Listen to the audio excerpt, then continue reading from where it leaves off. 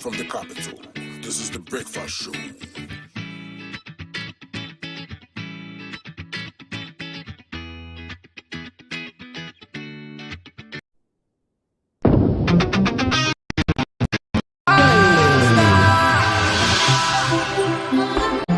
And they call me UJ.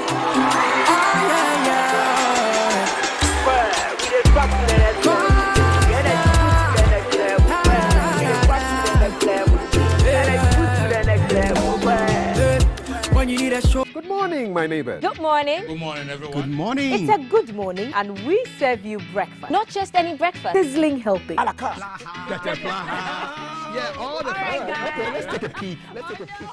I brought my spine. There are certain things that we do to help the children with their brushing. And there's much more on offer on GTV Breakfast. You want it served buffet style? On-site restaurant. Complimentary breakfast? Off of your plate chicken vegetables. So in my lifetime, I haven't seen Ghana Black Stars win an African Cup. Can I show what is written on the back? Yes, definitely. Where's the camera? Just stand and turn. So what's your pleasure than Votras here at that time of the morning?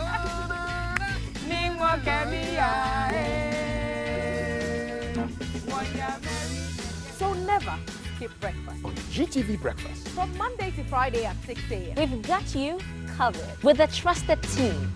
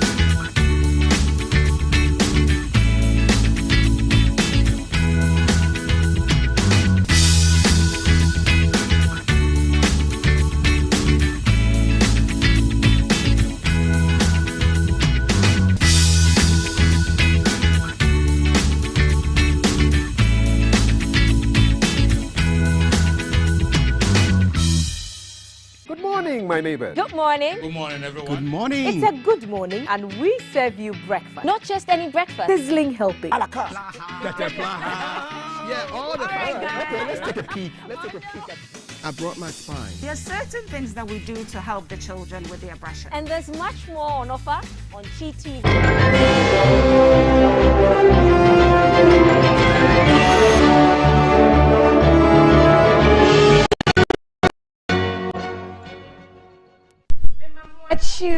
GTV Breakfast News at 6 a.m. near from me. Techimentia hima mautiti. Mpenifo say, dear sika to me yeno, uhiam to me yepi. Okay, today we'll be looking at Ghana being sued by ECOWAS or anti-corruption agencies due to some issues, and also be looking at the SIM re-registration exercise as well as road accidents. Let's start off from the ECOWAS Community Court of Justice has awarded a cost of $750 in cedi equivalent of 5,611 cedis, 33 pesos against Ghana for wasting its time.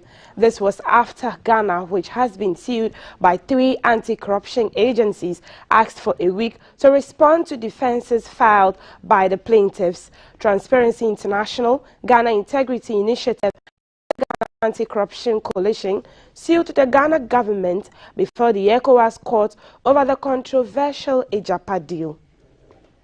The 3 anti-graft institutions filed the suit in July 2021, contesting government's move to collateralize the country's gold without active engagement and consultation with Ghanaians. They are thus praying the court to halt the deal until government follows due process in introducing the deal. When the case was called in the ECOWAS external court session in Accra on Tuesday, a chief state attorney, Madame Dorothy Efriye-Ansah, told the court that the Ghana government prayed the court for a week's adjournment to enable it respond to the plaintiffs' response to their filed defense.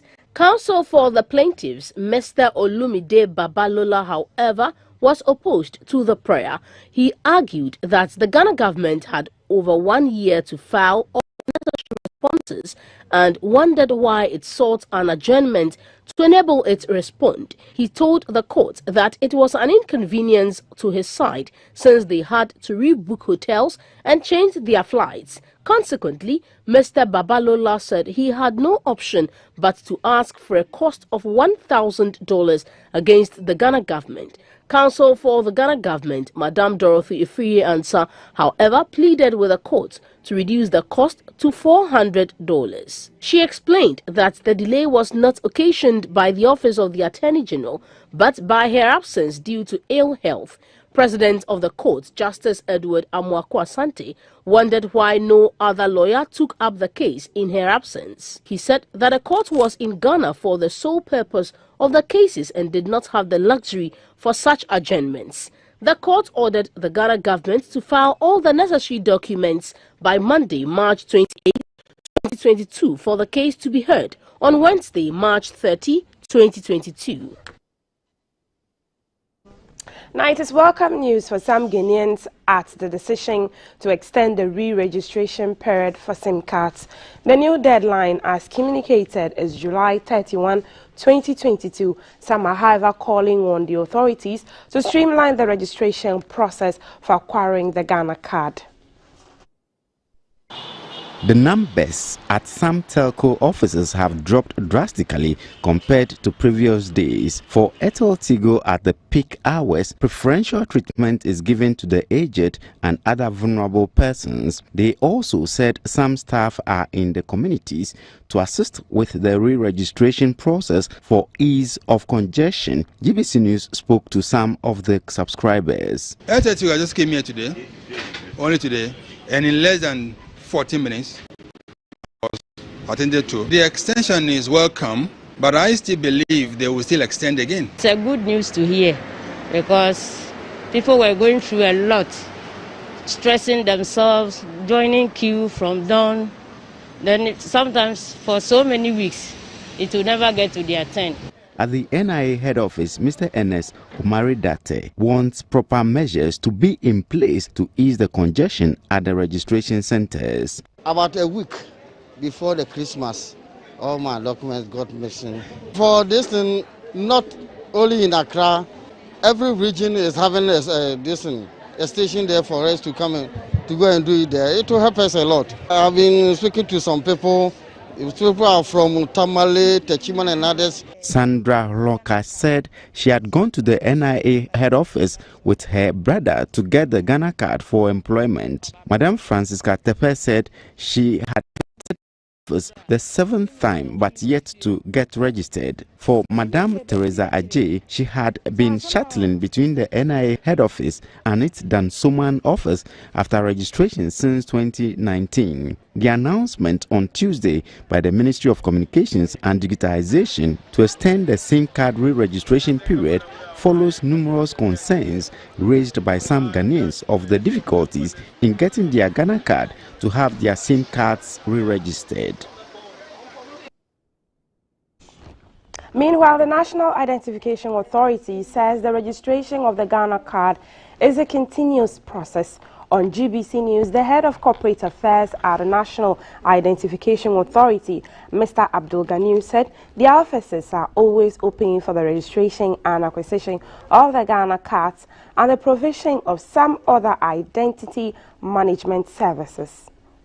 The NPA is to extend the period of the SIM card re-registration to ensure that by the 31st of July, for instance, all SIM card holders in our country would have been able to acquire the Ghana card and also now be able to go through the SIM card re-registration process. Those who have not yet registered for the Ghana card would be able to do so through the many registration offices and registration centers that we have set up. We currently have 276 operational district officers. We have 16 regional officers. And at all these offices, registration is taking place. We created some other registration centers across the different stadiums. So avenues through which people can register for the Ghana card. But of course, we also have people who have already registered, but they've lost the cards, or those cards are misplaced. And those are the ones that you keep finding at the headquarters.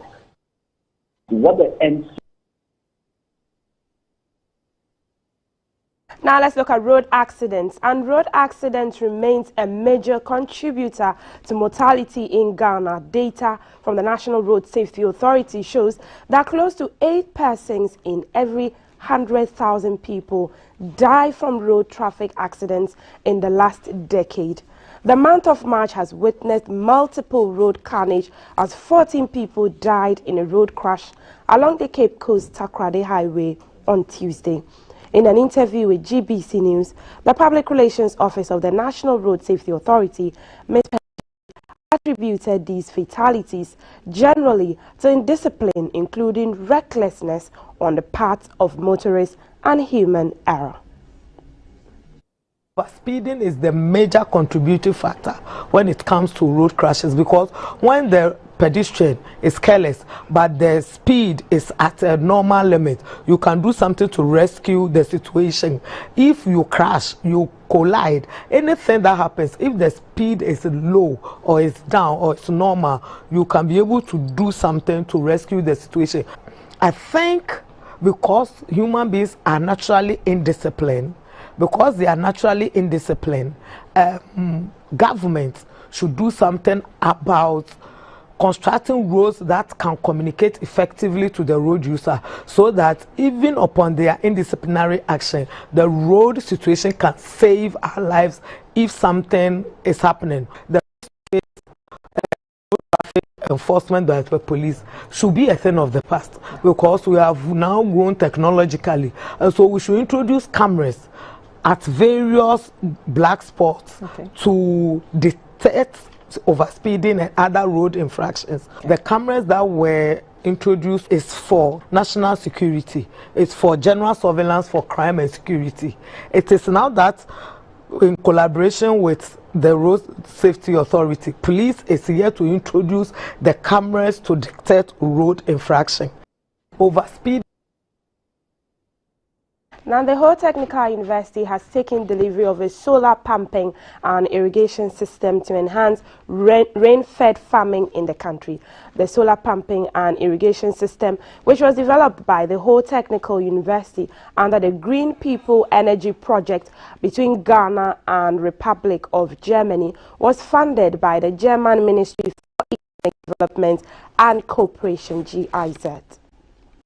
The whole Technical University solar-powered irrigation system consists of 12 330-watt solar panels and a solar pump mounted on a borehole, as well as an irrigation system on 3 acreage of farmland. The facility is also equipped with a water reservoir, sprinklers, drip and spray tubes. The facility will be used as a demonstration site and a training mechanism for farmers in the region especially and the country at large on alternatives to rain-fed agriculture. Already, a first batch of 31 trainers have completed an intensive training on the installation and use of the facility. The solar pumping and irrigation system falls under the Green People Energy Project between Ghana and the Republic of Germany, with funding by the German Ministry for Economic Development and Cooperation, GIZ. At a short handing over ceremony, the Vice-Chancellor of the whole Technical University, Professor Ben Honyenuga, commended GIZ for selecting the university for the project and was hopeful that farmers will patronize the facility to improve the activities and bring an end to the dependence on rain-fed agriculture. We want sustainability in food production, and this is the way to go. And as a university, we are excited that our idea is going to work for the good of the people of the region and beyond. The project manager for GIZ, Mr. Raphael Riesi, said the facility is cheaper as compared to other forms of irrigation systems of farming. He was hopeful that it will help stimulate investment in the agriculture sector. We think that solar energy is a very good option and on the long run also financially more viable than the diesel pumps. The solar power pumping and irrigation system was constructed by Pump Tech Limited and is expected to help farmers used to rain-fed farming practices. A demonstration field for one of the Israeli irrigation technologies in Ghana has been inaugurated by the Israeli Embassy in Accra. The irrigation technology demonstration field is one of Israel's irrigation technology solutions that seek to provide alternative flood irrigation and also create an enabling environment for a cost-efficient farming to help increase crop yields. Oferiwa Dako has more. As the breakthrough that can significantly change the global water shortage and optimize yields in farming, an Israeli irrigation technology has been implemented at a demonstration site in Accra. This demonstration field, together with many others that will be sited in different locations across the nation, enable us provide our cherished clients, especially hotels, restaurants, and the local markets with fresh produce on a regular basis. The Israeli irrigation system is being facilitated by Agricultural Manufacturing Group AMG and NDRIP with support from the Israel Embassy in Ghana. The gravity micro irrigation system utilizes existing infrastructure and gravitational force for energy, making irrigation efficient at no additional cost. It also helps farmers irrigate precisely and efficiently, optimizing yields without requiring expensive pumps or filters. If we have a technology like this, how do we make it available to the farmers? Okay, because I get the same response, gee, we'd love to have the technology, but we can't afford it. So we have to find a solution that makes the technology, which is really well priced, pays for itself very quickly, but we have to find a way to deliver it to the farmer in a way that he can afford to use it. According to the Israel's ambassador to Ghana, Shlomet Shufa, the Israeli irrigation system, which would be replicated in most parts of the country, would not only help to scale up food production, but also create employment opportunities and reduce poverty. This is a very significant contribution to crops in Ghana. The more, of course, it deployed, the better and more crops we will see. And this could be a significant contribution to elements, as I said before, more food security. Drip irrigation system has been revolutionary. It is a controlled irrigation method that works by exposing plant roots to a direct supply of water, releasing drops in a slow and steady fashion the capacity for improving agricultural production. For GBC News, Ofeyiwa Dakon reporting. On the foreign front, South Africa's President Cyril Ramaphosa has announced an end to more COVID-19 lockdown restrictions. Most of the country has been back in business for months, and the latest changes will see the return of popular social gatherings and more economic activities. President Ramaphosa says local research shows that between 60% and 80% of the population has some kind of COVID-19 immunity, either from previous infection or through vaccination. As a consequence, the government is moving to further reopen some industries and ease mask wearing for citizens. The new regulations will see the reopening of stadiums, theatres and music venues to the public, which is expected to help revive sports, tourism industries. However, venues will need to make sure that patrons have either been vaccinated or produce proof of a negative test taken within 72 hours and keep numbers to 50% of a venue's capacity. Mr. Ramaphosa says that international travelers will still need to produce a negative PCR test or proof of vaccination when they arrive in the country. Vaccination facilities will also be provided to travelers who wish to be vaccinated on arrival. Wearing of masks will now only be required in enclosed spaces. The president said the country was moving away from a disaster management response to rely on health protocols approach to manage coronavirus. The government will be introducing new legislation next month that will, among other things, do away with mandatory self-isolation for people who are asymptomatic. The proposed legislation will be open for public comment until April 2022 and will form part of the country's long-term plan in dealing with coronavirus. Madeleine Albright, the first female Secretary of State who arrived in the U.S. as a young girl from war-torn Czechoslovakia before becoming a political and feminist icon, passed away yesterday, Wednesday, March 23, at 84. Madeleine Albright's death from cancer was confirmed by her family in a statement posted to Twitter on Wednesday yesterday. She served as Secretary of State from 1997 to 2001 under President Bill Clinton and pushed for NATO expansion eastward into the former Soviet bloc. She helped lead the NATO bombing campaign in 1999 to halt ethnic cleansing in Kosovo. She previously served as U.S. President Clinton's U.S. ambassador to the United Nations from 1993 to 1997. Madeleine Albright told USA Today in 2020 that she had a trick to make sure her position was clear in a foreign policy arena dominated by men.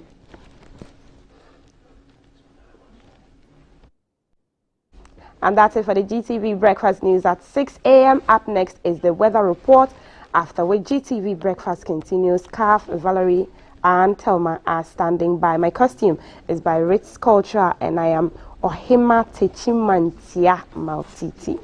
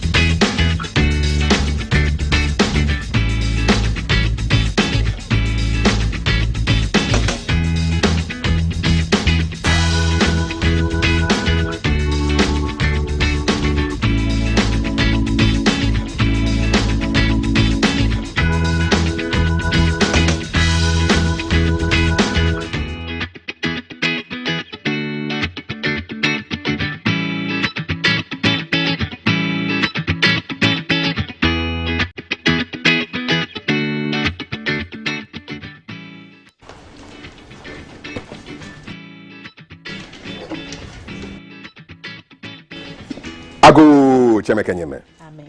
Ago hey Chemekemen. Amen. Ago. Achomi, numo blafo kafui. Mene ashime. Mene ashiso. Ni maso. Na maso. Mi ba jomo aha mo fia mo ni nkwe. Mi ba jomo aha Ghana bin fe tra. Ni o mani abra. Yaw. Wem chama nganye o. Manye. Dangwe manye. Manya klo manye. Manye neba. Yaw. Achemi Dipoyo Afi. Good morning and welcome to GTV Breakfast. Today I'm dressed like a true Krobo woman who has just gone through her puberty rites and has sat on the stone and passed the test. Welcome to GTV Breakfast. I'll be looking at some of the measures government has put in place to salvage. We're not doing this alone. Our Volta princess is with us. Merkuwezo Inkonye Dijo. My name is Happiness. So I'm a maiden from the town from Anlo, and we are running away from King Agokoli. Kaf, I need you. No, T, I need you here. Okay. So we're running away from King Agokoli. So I have my stuff in here, and I'm supposed to do a dance backwards. See, you have to help me with this. Thank you, guys. Okay. And thank you. Put it down for me, guys. Yes, thank you. Now do your dance. Okay, so the dance, guys, you have to pardon us, okay? Give me the song now, guys. So the dance, you have to go backwards, eh?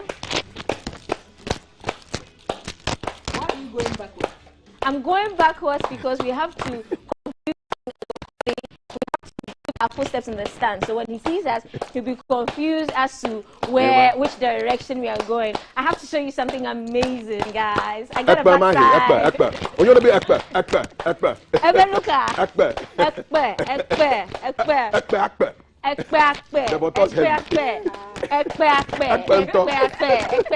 Guys.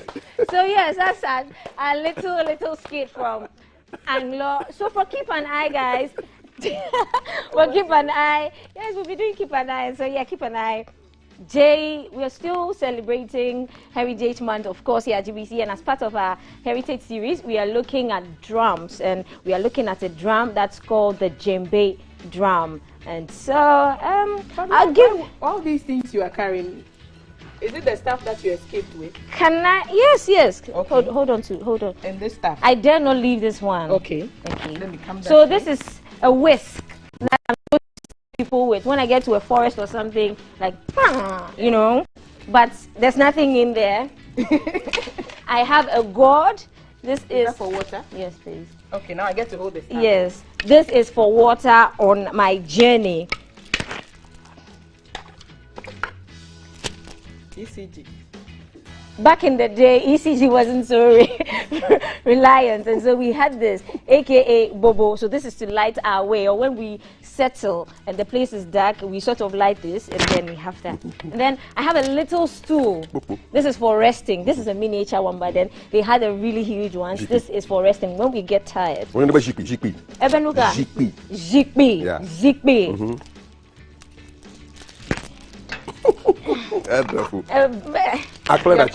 Yes, and so we ran away. We took a few of our utensils, and you know, we unless we like our akple. I had to take a pot, and I had to take my akple dachi and kucha. Yes, as pot. Okay. You know, for a guy man, you're really fluent in your ever. This is a traditional broom. Ha. Yes. Ha. So this yeah, ma. And then you took your clothes. Yes. And then I have a few of my clothes here. Avo. And then I have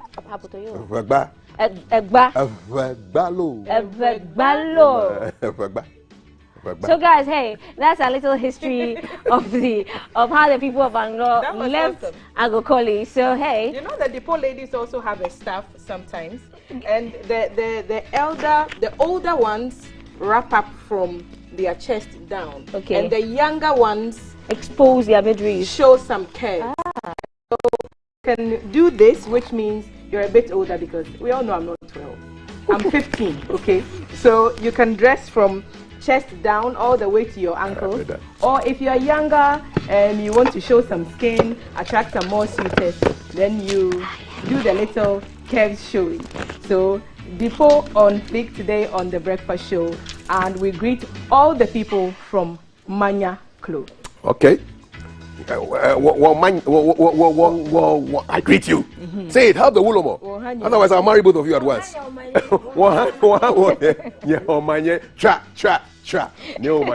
Yeah.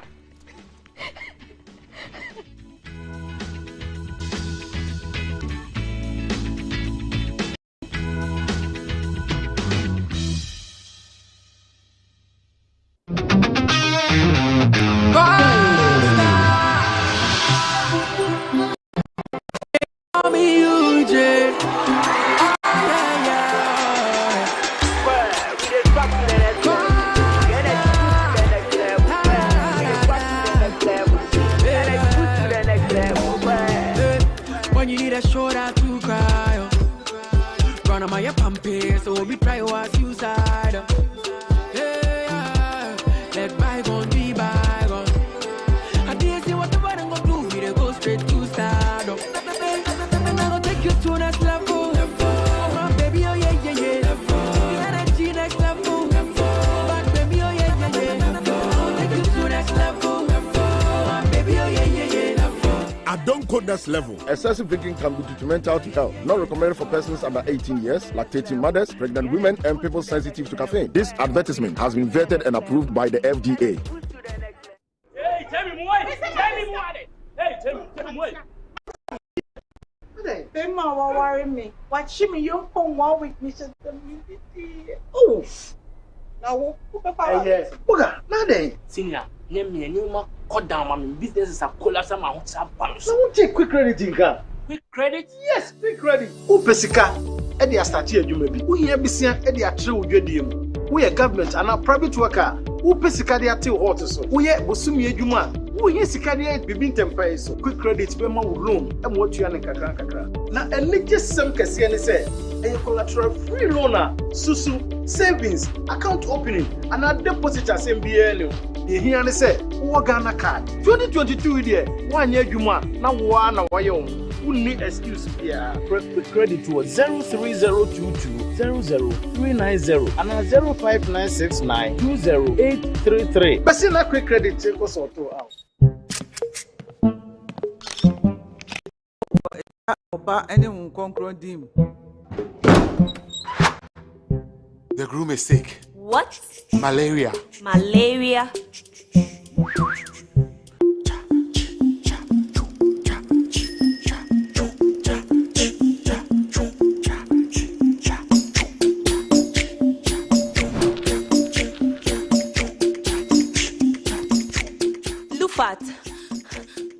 Lufat.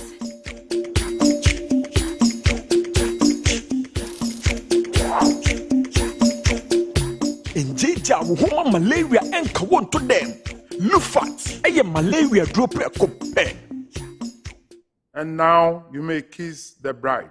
Entrance Pharmaceuticals and Research Center. And aye Lufat. Lufat a 2 malaria sentence.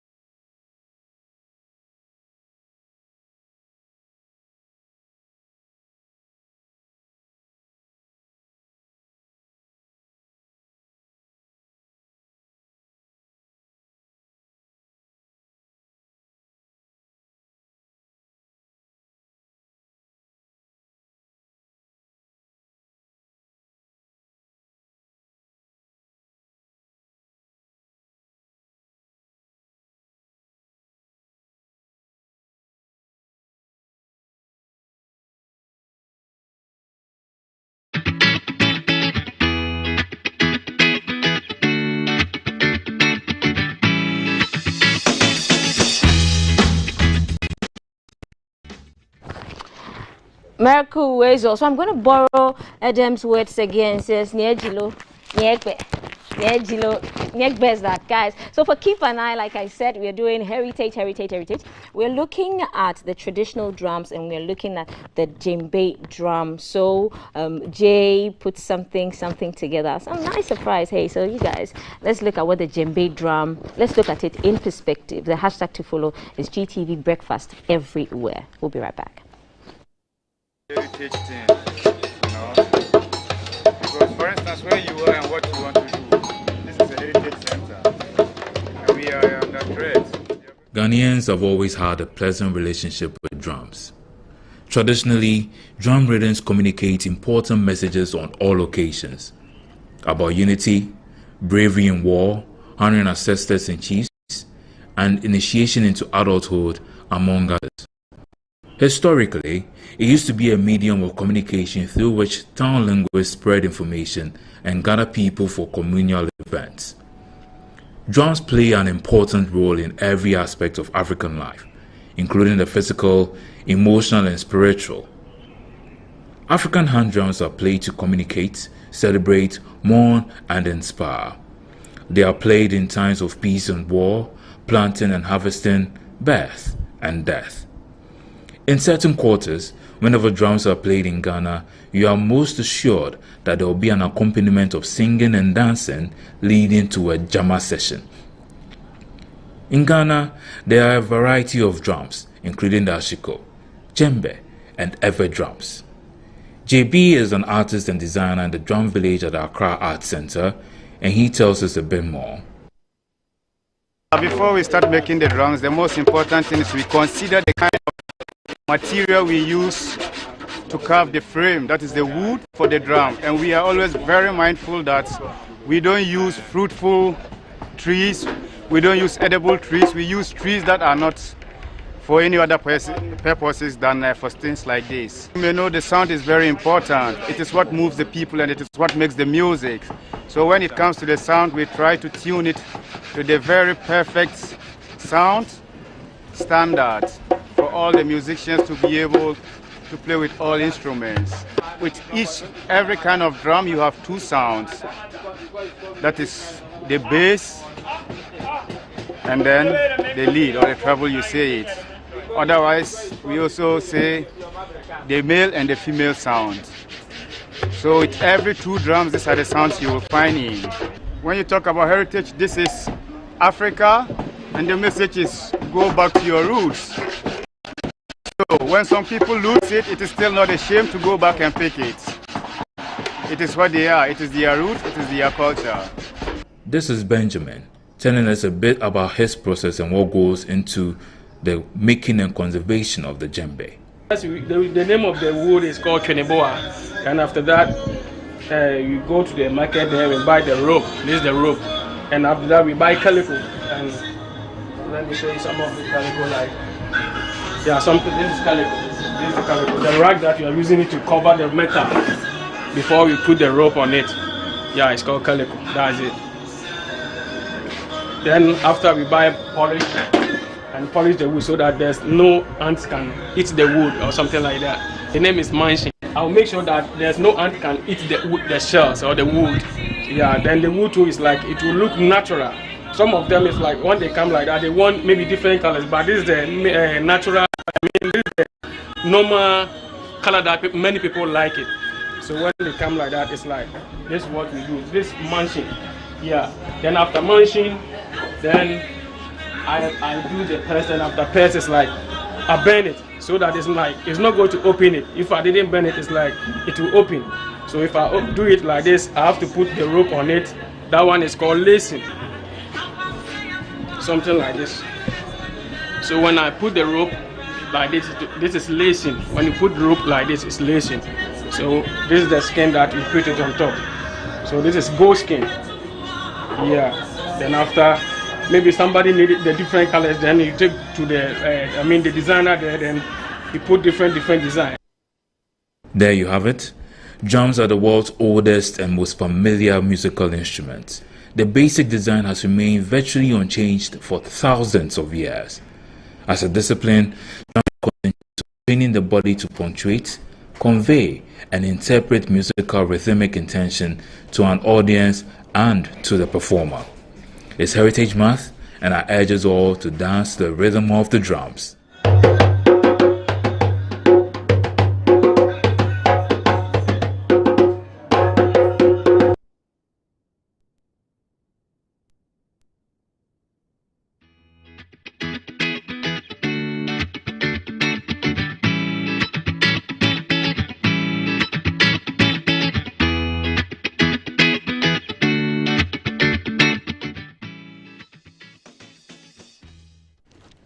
Indeed, it is Heritage Month, and that was a piece from my guy Jay Gabra. One thing I'm taking home from that piece that it just aired, that the tree used to make the djembe drum is called Chinibwa.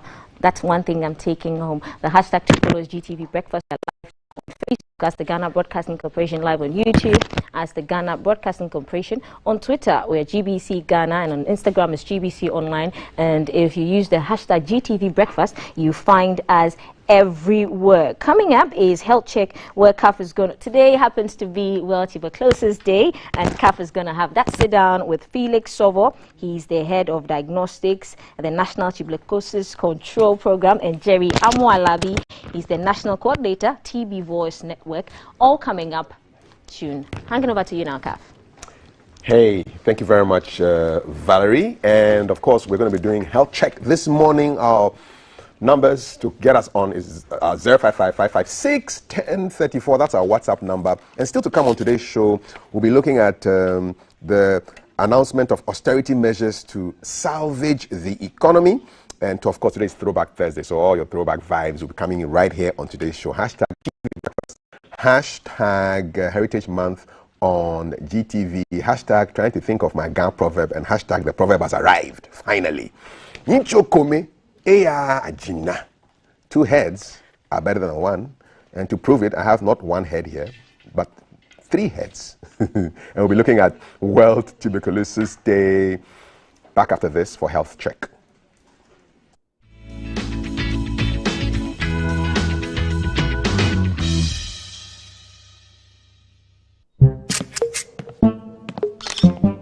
The show was a jar oba anyone concron dim. The groom is sick. What? Malaria. Malaria.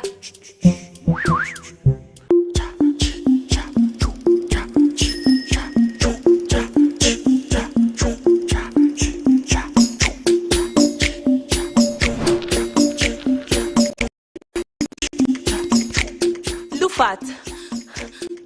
Lufat.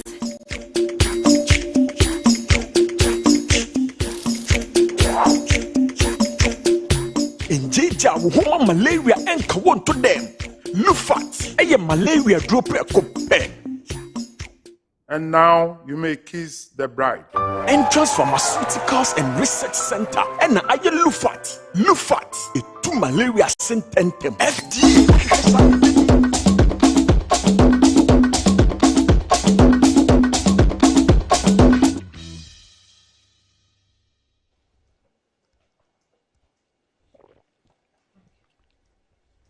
Welcome back. Hashtag GTV Breakfast. We're having a conversation right now on tuberculosis. Today is World Tuberculosis Day, and my guests in the studio are Head of Diagnostics at the National Tuberculosis Control Program, Felix Sovo Wizo. You. Good to have you. And Jerry Amualabi is the National Coordinator of the TB Voice Network. Macho. Yeah. Good to have you here. National Heritage Month. This is our Heritage Month, so happy Heritage Month to all of you. Same to you. Fantastic. You guys are looking so happy. You've enjoyed yourselves since you came here, right? Yes. In fact, it's been one beautiful scene this morning. Thank you very much. We're happy. Let's talk about World Tuberculosis Day, which is today.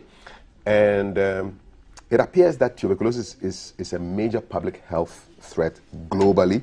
And according to WHO's statistics, TB is the 2nd leading infectious disease killer worldwide, and it's also an airborne disease.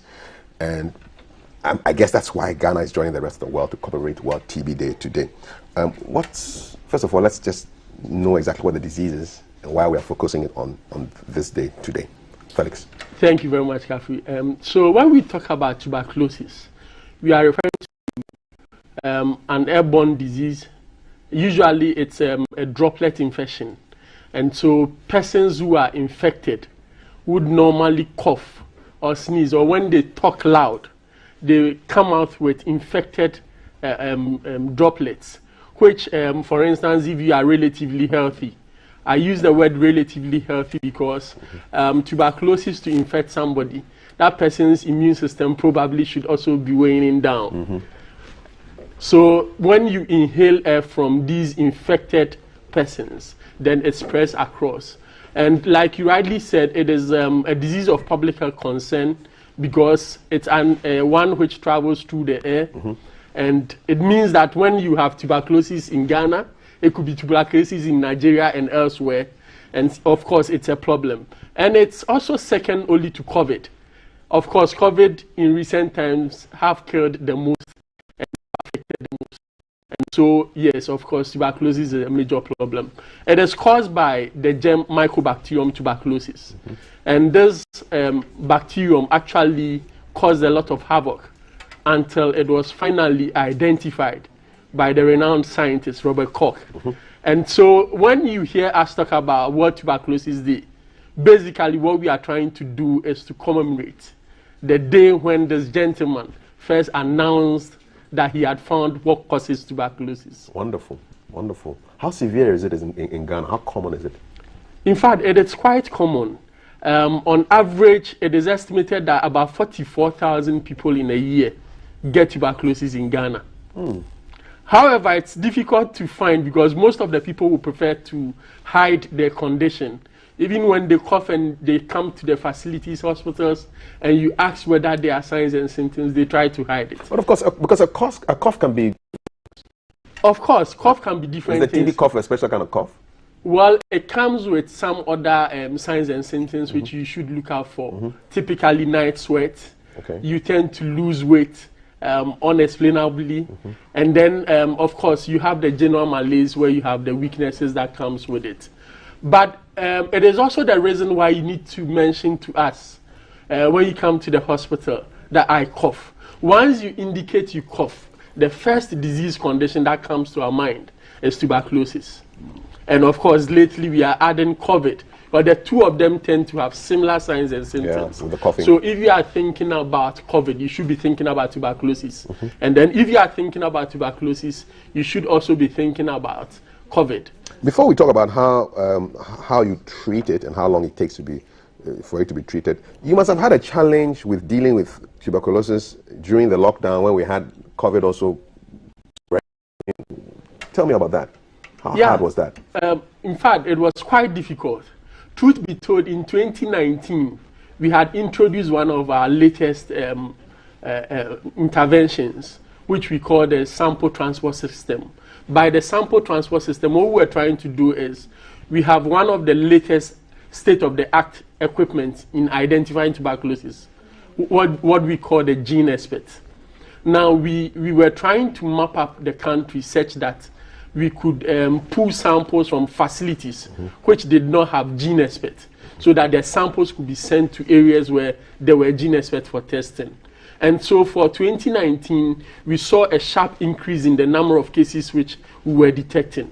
And we were kind of excited for 2020 because if samples were going to be moved and tested using this new equipment, a lot more people were going to be found. Unfortunately, COVID came in, and you know the interventions that were rolled out. There was a lockdown in two of our biggest cities where we normally find these tuberculosis cases. So people were not coming to the health facility. And that also meant that if you had the condition, you would be incubating it further and possibly spreading it more among your limited household. Now, again, it meant that we needed to restructure the health system such that a lot more professionals had to attend to COVID-related cases. And people were no longer interested in looking out for cough, which probably could be tuberculosis. Of course, resources, we can't talk about them. And it's probably also... Why not? Why can't we? I want to talk about them. Yes, I'm coming to that because it's the reason why we are choosing this team, Invest to End TB, Save Lives. Majority of the funds were redirected towards COVID. And the volume of money which was mobilized towards ensuring that COVID does not wipe the entire world was huge. To have about 11.7 trillion thrown into COVID activities, it's unbelievable. And at that time, what was the corresponding amount given to TB? TB had less than $1 trillion. It was in the billions. So you can just imagine that for a condition which we have been handling and treating over years, we've never seen $1 trillion. And then you come in within 2 years, and the world is mobilizing 11.7 trillion. It's unbelievable. In fact, for some time now, resources which we have been trying to mobilize for research in tuberculosis is just around 2 billion. COVID had 100 billion for research and then vaccine production. So you see, majority of the resources have been moved towards COVID. So it is time, because COVID has not been known for long. Things that have been developed, and it seems to be helping, and provided would continue in these preventive measures we put in place, COVID situation should be relatively normal. But tuberculosis remain. A lot more people are going to traditional homes and go to hide there with the condition, and we only tend to see them when the situation have deteriorated. These are the situations we need to bring on light. So we are saying that invest close to what you've invested in our step brothers and sisters, COVID. And see what magic TB can happen in Ghana. So assuming you invested $1 trillion in TB, wow, we would see a lot more decline that we are seeing lately. We'll go far. Felix Sovo is head of diagnostics at the National Tuberculosis Control Program, and we're looking at World Tuberculosis Day. He's not here alone. He's here with Jerry Amwa Labi, who is the national coordinator for TB Voice Network. Jerry, what's the TB Voice Network? What do you guys do? Thank you, and good morning to your viewers. TB Voice Network basically is a network of cure TB patients.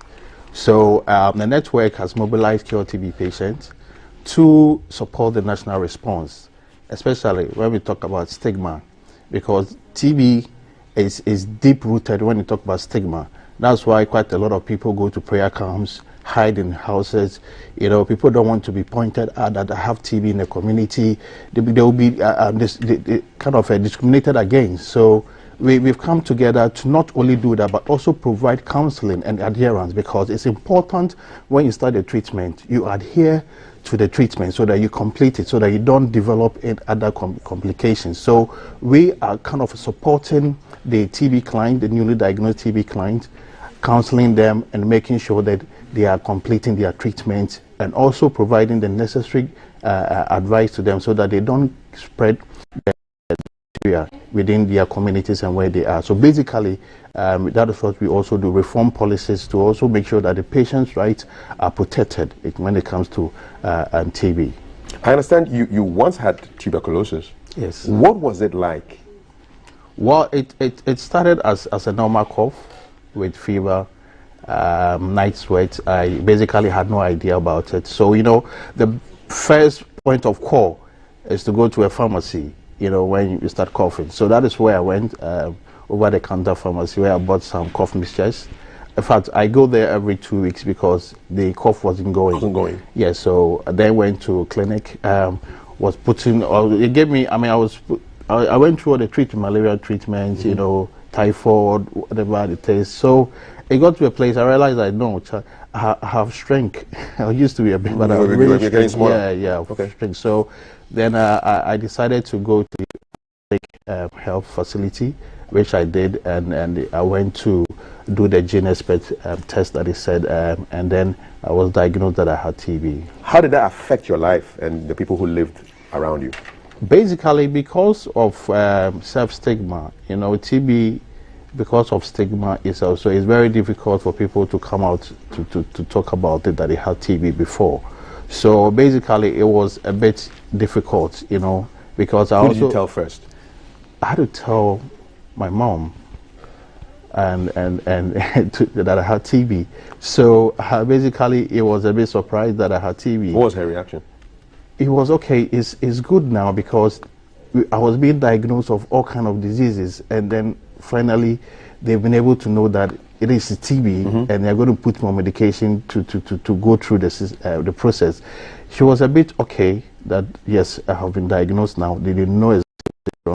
So what we have to do is to put the prevention measures around so that we open, there's more ventilation coming in, and I need to be able to know, because when you start the treatment, within 2 weeks you don't cough again. Really? Yes, within 2 weeks you don't cough. So how long did you go from being diagnosed to being fully cured? I think it's 6 months for the treatment course. It's 6 months. You know, taking antibiotics for every day for 6 months is very difficult. Wow. Yes, very, very difficult. How do you remind yourself to be taking the Yes, every blessed day. Even our own malaria courses, we mix some of them, you know, within 3 days. So taking, yes, that's why the counseling is important, and that's why the network is going to support the TB client to make sure they adhere to the treatment and complete the treatment without any difficulties. So how many pills were you taking every day for 6 months? I was taking 3 very huge ones. Huge pills, huh? Yeah, very huge. How huge? Like, very huge. How did you take it down? With that plan or what? So those are huge pills, man. No, I think I managed to swallow it. It's difficult, but I managed to swallow it. Any side effects? In the first, I think I won't say there's a side effect, but because the medication is brown. So basically, when I started taking it and I was passing urine, it was brown. So I get scared that what is happening to my system. So then I reported and said it's because of the tablet that I'm taking. That is why it is that way. And you feel good now? Yes, You're very. cured? Oh yes, we're cured, fully cured. Kafi, it would surprise you to know that he mentioned 6 months. But hey, if you do not follow through the treatment of TB properly and daily as you are instructed or expected to take, what happens is you could develop a worse form of the condition, in which case you become familiar with the drugs you were using to treat you. It gets resistant. Resistance. And then it no longer responds to the medication the way we expect it to. Now, when you get resistant tuberculosis, the combination of drugs you take are a lot more, and then the period over which you take it even longer. In fact, previously it used to be about 24 months plus injections daily for a while. Fortunately, we've done some work into research, and these number of months keep reducing. As we talk, I'm happy to say in Ghana, we've started some work on the all-oral medication for drug-resistant TB, a situation which moves the treatment period from 18-24 months to now 9 to 11 months. So relatively are doing well. But he was on a fast track. I mean, 6 months. In fact, for 6 months, it means we were looking at what we call sensitivity. So they have not really changed their structures much to resist the drug. So his was a milder form of tuberculosis. Indeed. Before we wrap up, Jerry, what can you say about stigma as far as tuberculosis is concerned? All right, so thank you. Kafi, stigma, in 2020, we did the stigma index study with support from the Global Fund and the Ghana Health Service and then WAPCAS. It indicates that stigma is high within the communities. Within the family settings itself, the stigma is high. Did you experience it?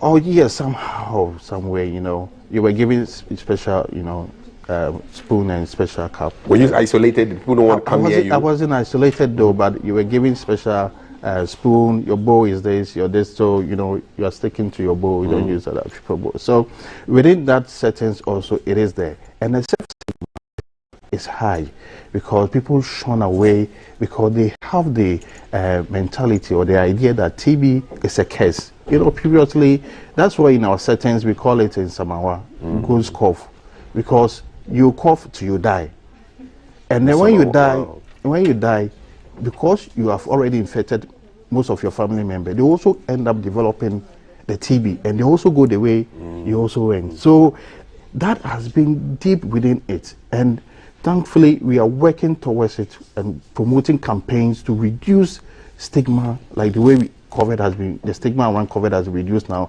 People don't feel shy that to come and say I have stigma, I have COVID now. We want to work together and make sure that this thing we end stigma. Awesome. Awesome. Great stuff. Messages right now. Today is World Tuberculosis Day, and Thelma has messages that you have sent us on 055-556-1034. The crop. Please drop the questions. Dipoyo Afi. Dipoyo Afi. Thank you. Good morning to you, and thanks for sending your messages across to us. I'd actually rehearsed my good morning again. It will come very, very soon. Messages coming in. Sir Christos, you messaged us earlier. You said today's your birthday. Happy birthday. This one says, I had TB around 2015 December. I was diagnosed for 6 months. It wasn't easy. I drank the drug for 1 hour before I eat, morning and evening. So Benjamin in Kumasi is sharing his experiences with us, and he says the cough wasn't easy at that time. Thank you, Ben, for sending us your thoughts. So we are seeing a lot of well done messages. We appreciate all of them. Good morning, Nene. I think perhaps this is Belemfo, if I'm not mistaken. So death is crying is what Belemfo means. Calf. And our TB guest, please, may we know if there may be any natural remedies to tackle TB? Mena of New Edubiase. Okay, can I respond to that? Yes. Yes. So it's not everybody who gets TB infection who develops into a disease. So there are those who, like I said, tuberculosis is with us. Everybody breathes some way, somehow, some amount of bacteria in. But it's not all of us who develop into the diseased form. So naturally, some are knocked off. But when you have the disease, the only medication is what Jerry mentioned to you. End of story. Okay, and Alaji is asking, the treatment of tuberculosis used to be free. Is TB covered by the Ghana Health Insurance Policy, yes or no? And he says, severe acute respiratory syndrome is a common illness during the yearly Hajj in Saudi Arabia. Doctor, can we say this could be TB? And he's saying that I will perform the Hajj this year. I wish you come along with me. From Doctor. Okay, so one, everything tuberculosis is free. It remains free. Again, fortunately, government of Ghana have agreed we can put people on health insurance. It's also covered. Great. Now, a study we did at the initial phases of COVID showed that out of about 203 COVID suspected cases, we ran tests for tuberculosis. 9% were COVID positive, 13% was tuberculosis positive. So it's actually more prevalent in that case. So it means that a lot more cases were missed out in between 2020 and 2021 when we were not testing for TB among this cohort of people. All right. Come on. Thank you, Kath. Oh, we are done. Thank you very much. You're welcome. I'm going to leave you with your final comments. What can the society and government do to tackle tuberculosis, especially on this day, and then in the light of the theme that you have for this year? Okay, let me be the National TB program under the Ghana Health Service is doing a number of activities or interventions, and it's an annual thing. When you see us on sets or come to you and talk about World TB Day, it's just a climax of activities just to highlight it further. As a program, we are doing what we call the TB COVID-19 bi-directional screening and testing. So when you come to the hospital, we are looking out for both diseases in you. Awesome. Again, we are doing what we are calling TB preventive therapy. We believe that if you've been exposed to TB and you have the infection but have not moved on to the disease, we can give you medications that ensures that you don't get to the disease state. And then, of course, we've also introduced a number of technologies into the system that allows for the disease to be picked up quickly. So like we mentioned, Gene Expert, recently the Ghana, through support from Global Fund, have procured 21 of the latest version of the Gene Expert, which is able to test both first line and second line drugs for sensitive and resistant drugs. And that is a good positive thing for us. The question you asked, what are people willing to invest 30 seconds to ensure that TB is ended in Ghana? Yes. We still have gaps because to take TB medication is not easy. Can you imagine somebody pick the medicine without food on empty stomach? It's not possible. So you can come and support us in that sense. You can help us procure some more of the equipment. And then, of course, you can also come in education as a teacher, politicians should hype it further All right. and get us some more funding to handle TB. Felix Sofo is head of diagnostics at the National Tuberculosis Control Program. And Jerry Amwalabi, can we get you on Facebook? There are a lot of questions. We want to send them to you so that you can answer the questions for them. Yes, Can so we get you on on Facebook? Facebook is Ghana Voice Network. Yes. And I'm sure we can find the National Tuberculosis Control Program. Just Google them and you'll find where they are and get in touch with them. Felix and Jerry, happy World Tuberculosis Day and have a beautiful day. Thank you very much. Apanami. That's it. All right. We've got a lot more ahead. We've got the conversations on the government's attempts to deal with the economy. And today is Throwback Thursday, so enjoy that. But for now, Thelma's friend, Maltiti, has the sports. All right? Black Stars Countdown, one day more. Jollof Derby. You stay with us. Don't go anywhere. This is GTV.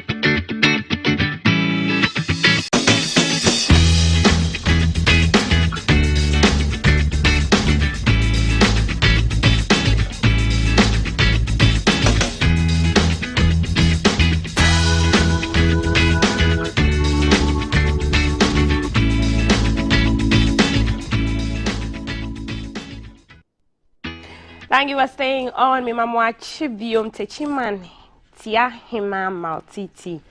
Saying good morning to you. Thank you for joining us on GTV Breakfast. For looking at a day more to the clash between the Super Eagles of Nigeria and the Black Stars of Ghana. Also be looking at security preparations for this big match, and also Ghana's national women's cricket team going to Nigeria to play in a big clash. Let's start off from the Black Stars and Super Eagles game. And an inspection team from the Confederation of African Football, led by Mr. Ivan Kintu, paid yet another visit to the Baba Yara Sports Stadium to inspect the facility ahead of the 2022 World Cup qualifier playoff between Ghana and Nigeria. CAF approved the Baba Yara Stadium to host the playoff but gave instructions for further renovation works to be done. In what looks like a final inspection, the team expressed satisfaction at the new standard of the facility.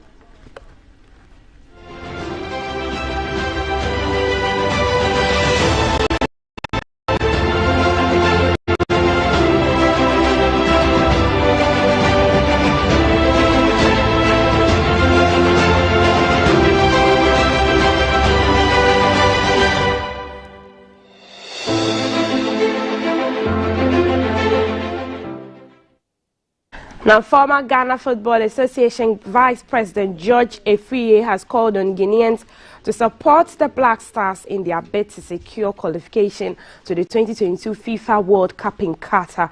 Ghana and Nigeria will renew hostilities as the two West African nations battle for one of Africa's 5 tickets at the global showpiece, and George Efriye has rallied support for the Black Stars ahead of the all-important two-legged tie.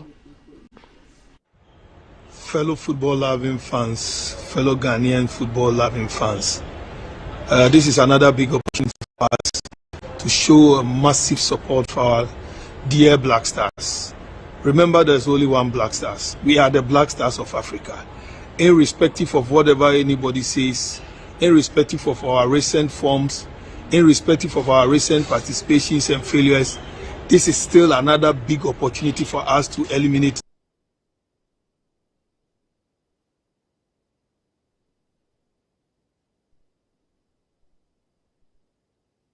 Former GFA Vice President rallying Guineans to support the Black Stars. Meanwhile, the Ghana Police Service has issued a statement saying they have put in place stringent measures to ensure an incident-free match between Ghana and Nigeria at the Baba Yara Stadium on Friday in Kumasi. In a statement signed by DCOP Kwesi Ofori, security personnel will be deployed in and around the Baba Yara Stadium and within the Kumasi Metro.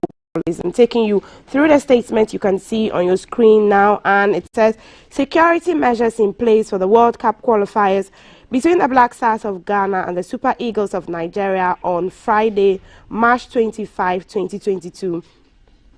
The police administration has put stringent measures in place to provide security coverage for the World Cup qualifiers between the Black Stars of Ghana and the Super Eagles of Nigeria on Friday, March 25, 2022 at the Baba Yara Sports Stadium. Is signed by DCOP Kwesi Ofori. The letter goes on and on. He's the Director General of the Public Affairs of the Ghana Police Service. Now, the Super Eagles of Nigeria are expected to arrive in Ghana today ahead of their 2022 World Cup playoff against the Black Stars in Kumasi. The team began camping on Sunday in the nation's capital and is set to fly by a chartered flight from Abuja to the Kotoka International Airport before they move to Kumasi for the first leg encounter on Friday. The team, upon arrival, will train at the match venue 24 hours before the game, as stipulated by the competition regulations by CAF and FIFA.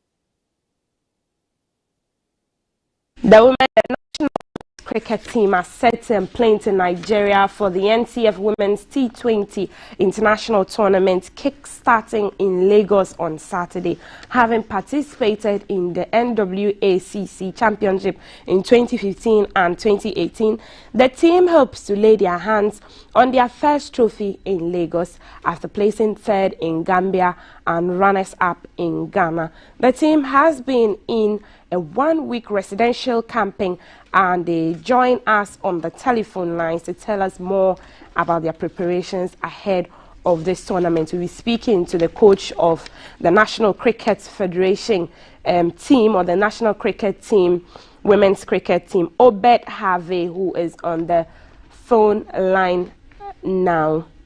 Hello, Mr. Harvey. Hi, madam. Hi. I'm doing well. How are you doing? Okay. Very well. Great to have you. We just want to have a brief discussion about how the team is preparing, how you're also preparing the team for the tournament in Lagos. How far have preparations gone? Well, thanks so much for this opportunity again to also create the awareness with regards to cricket, and specifically female cricket is still on the rise in Ghana. We're putting measures in place to get to that stage of recognition also. So yes, we are putting ourselves in a competitive frame so that we can go out there and execute our skills and show our brand of cricket also, that yeah, cricket also exists in Ghana. So far so good. That's all I can say for sure. So far so good.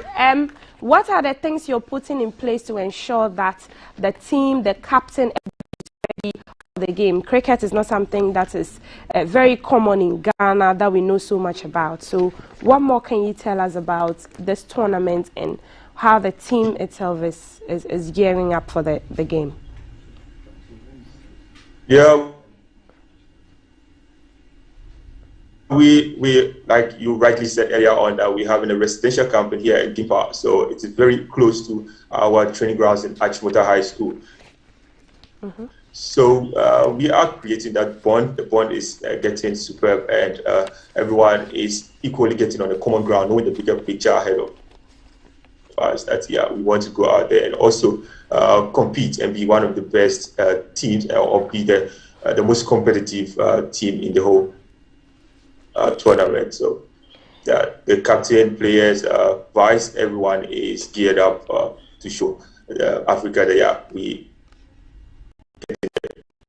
Yeah, so the cricket tournament we are hearing will also be hosted in Ghana next year. That's 2023. It's a 5-nation tournament. How confident are you that you're going to come out successful and top the day in the game?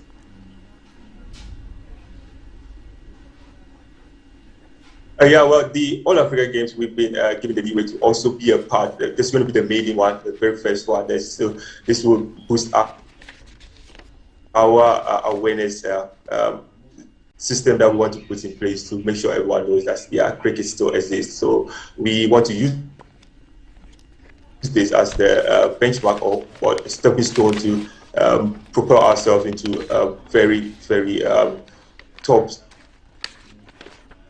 in cricket. Yeah. Okay, thank you very much. Mr. Harvey Obed is the coach of the national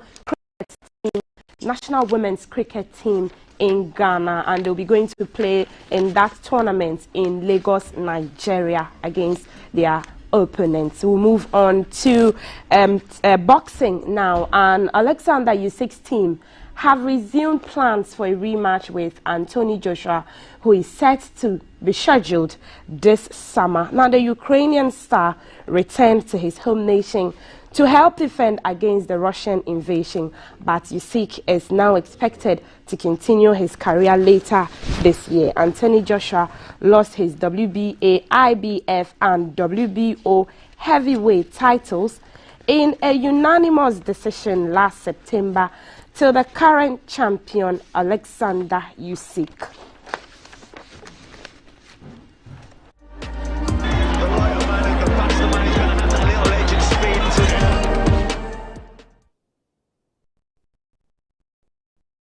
Chelsea will be allowed to sell tickets to away games, cup matches and fixtures involving the women's team after the UK government. Coming live from the capital, this is the Breakfast Show.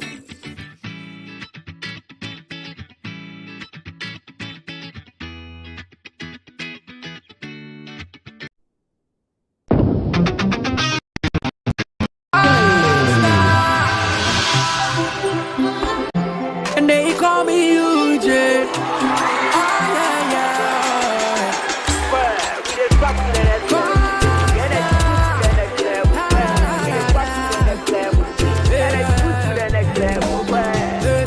When you need a shoulder to cry, run on my pumping, so we try to suicide.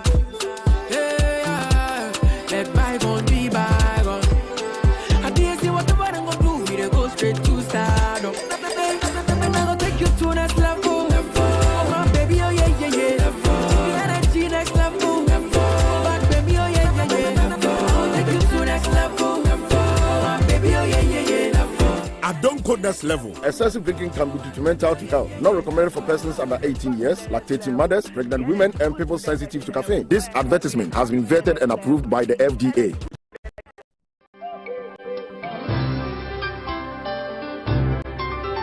Oh, today he has been extra sweet, and the way he looks at me.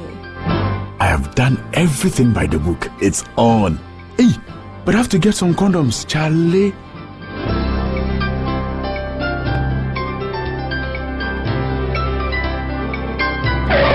Using a condom will protect you and your partner from HIV, STIs, and unplanned pregnancy. Condoms are an effective way for protection against HIV infection.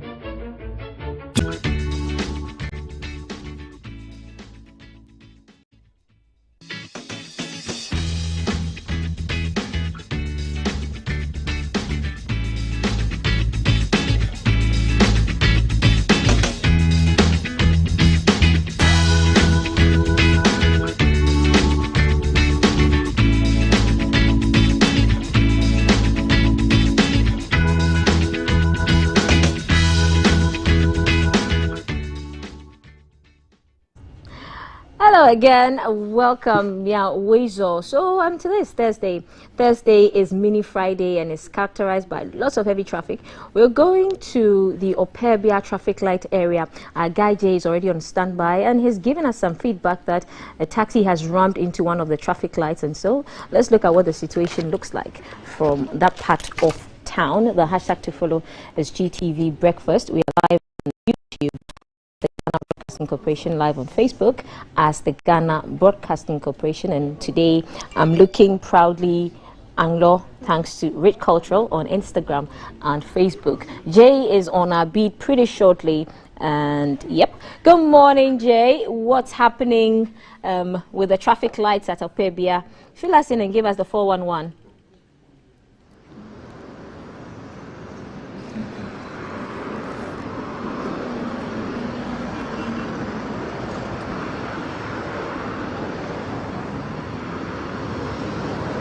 Thank you so much, Val. Thank you for coming to this side of town.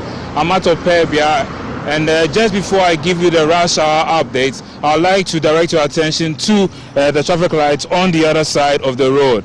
You will notice that instead of being upstanding, it is lying on the ground. Usually, these kind of traffic accessories help us to know when to stop on the road. When it's on the ground like that, it's not doing anything effective. Now, you may be wondering why it's on the ground.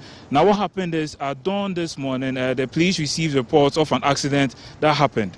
And when they arrived, they didn't meet the driver. We know it's just the taxi driver who was in the vehicle. We don't know if he was sleeping as yet, but what happened is he ran into the traffic light, and you notice the vehicle right over there. The number plate is GR5117/19. And then you can notice how damaged the vehicle is. I don't know if it's a case of he was speeding or he was sleeping. But what happens, this is what happened. And you notice the gaping hole of where he ran into the traffic lights. You notice the light is just on the ground, and the impact was quite massive. So fortunately, where it is at the moment, it's not causing a lot of traffic for those on the main road. And the MPTD is also on the scene, helping to direct affairs. So for those on the main road and those on the sides, they're not facing that much traffic. So fortunately or unfortunately, that is the case. So it's not causing much traffic. At the moment, we are waiting for the tow truck, and we are looking for the whereabouts of the taxi driver. If the car owner is watching, if you can come and maybe help with the investigations, that will help the police as well. Now, if you look towards the Casey Hayford side, that's heading towards the Alliance Francaise, there isn't that much traffic on that side. And then for those coming to the main road, the only traffic they face is at the traffic light. And then you can see there's a leaning tower, or if I can say that, a leaning tower of pizza sort of traffic lights over there for those on the Casey Hayford side. There are a lot of vehicles obstructing the view at the moment. They are heading towards 37, and from there they can go towards Circle or Accra. And for them, there isn't that much traffic, but they will face some bit of it when they get to the main business district of Accra. And for those in the opposite direction, heading towards perhaps Medina, Legon and its environs, it's quite free for them. And now we'll direct your attention to the North Liberation Link. That's where the Stanbic Heights Vodafone headquarters is, going towards the airport bypass road. You'll notice from that side as well, there isn't that much traffic for commuters who are using that side. For now, it's just free flowing. And now, we'll direct your attention to those who are heading towards Legon, who are heading towards Opongro, who are heading towards Shiashi, heading towards Medina, maybe going all the way towards the Eastern Region, Yarify and its environs. And on the opposite side, it's free, but for those who are on the main road, who are heading to the main, you see that there is some traffic for them. At the moment, I recommend for commuters to use the main road because the police are here. Even if it's red and there are a number of vehicles here, they help them to still move. So they do for the traffic station, they should on the main road, unless of course the officers are on the alternative roads. So in terms of rush hour updates here at the Operbia bus stop, this is what we have for you, Val. Thank you for that report, Jay. And so if you're coming to this side of town from that area, that's what traffic looks like, you might want to send us an alternative route as to what you use, and you can do that via our WhatsApp number 055-556-1034. The hashtag to follow is GTV Breakfast everywhere. Coming up, we're going to have a sit-down. CAF is having that sit-down discussing what's trending in newspapers, online portals, and trying to proffer solutions to the ordinary Ghanaian. And he's having the Dr. Lawrence Tete, founder and president of the Worldwide Miracle Outreach Church, and Sheikh Arimiya Shaibu, spokesperson for the National Chief Imam. The hashtag to follow is GTV Breakfast. We'll be right back.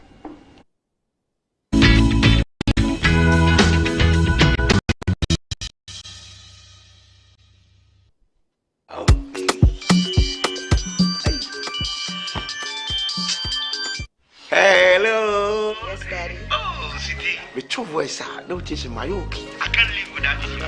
Talk to me. Daddy, the money. Oh, yeah. I'm in short to I guess and two. Oba money for you now that you'll be able to me a heavy rainfall. May I my wife? Where is it? It's your Beneto. You think slave queens are cheap? Oh, all that. Just use ZPay to send me 1,000 Ghana cedis. After all, the charge is only 5 cedis. No problem. Come inside. Surprise visit. The money. Okay. ZPay mobile money. ZPay. Oh, thank you so much. Don't mention. I can even use the same ZPay mobile money to pay my bills. Now let's dial *270# to pay all your bills with ZPay mobile money. Hey, Shatumu Direct. The build-up to Qatar 2022 FIFA World Cup is here. The deciders for the 5 teams to represent Africa comes up between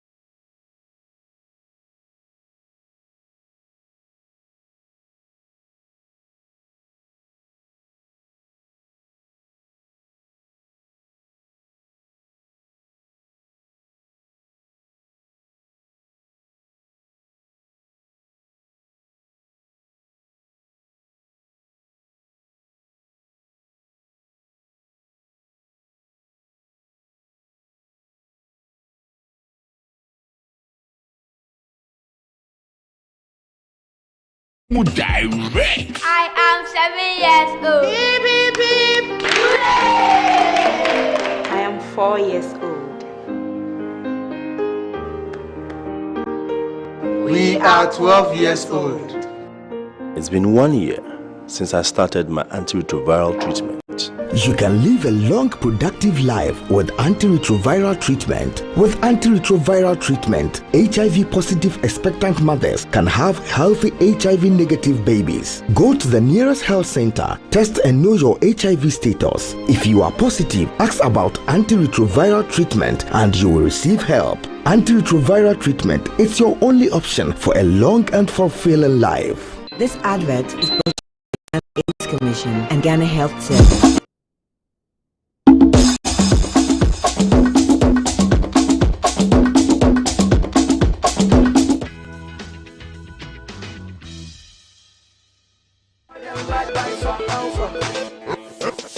Where the girl man? Champagne. By the bar.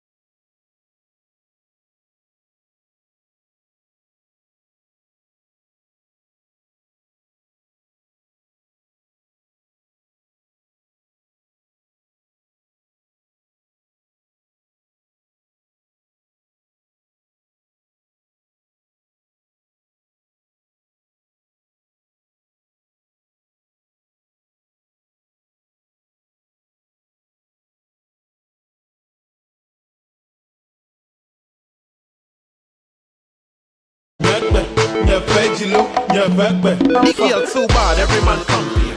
And she a rip up the man down street.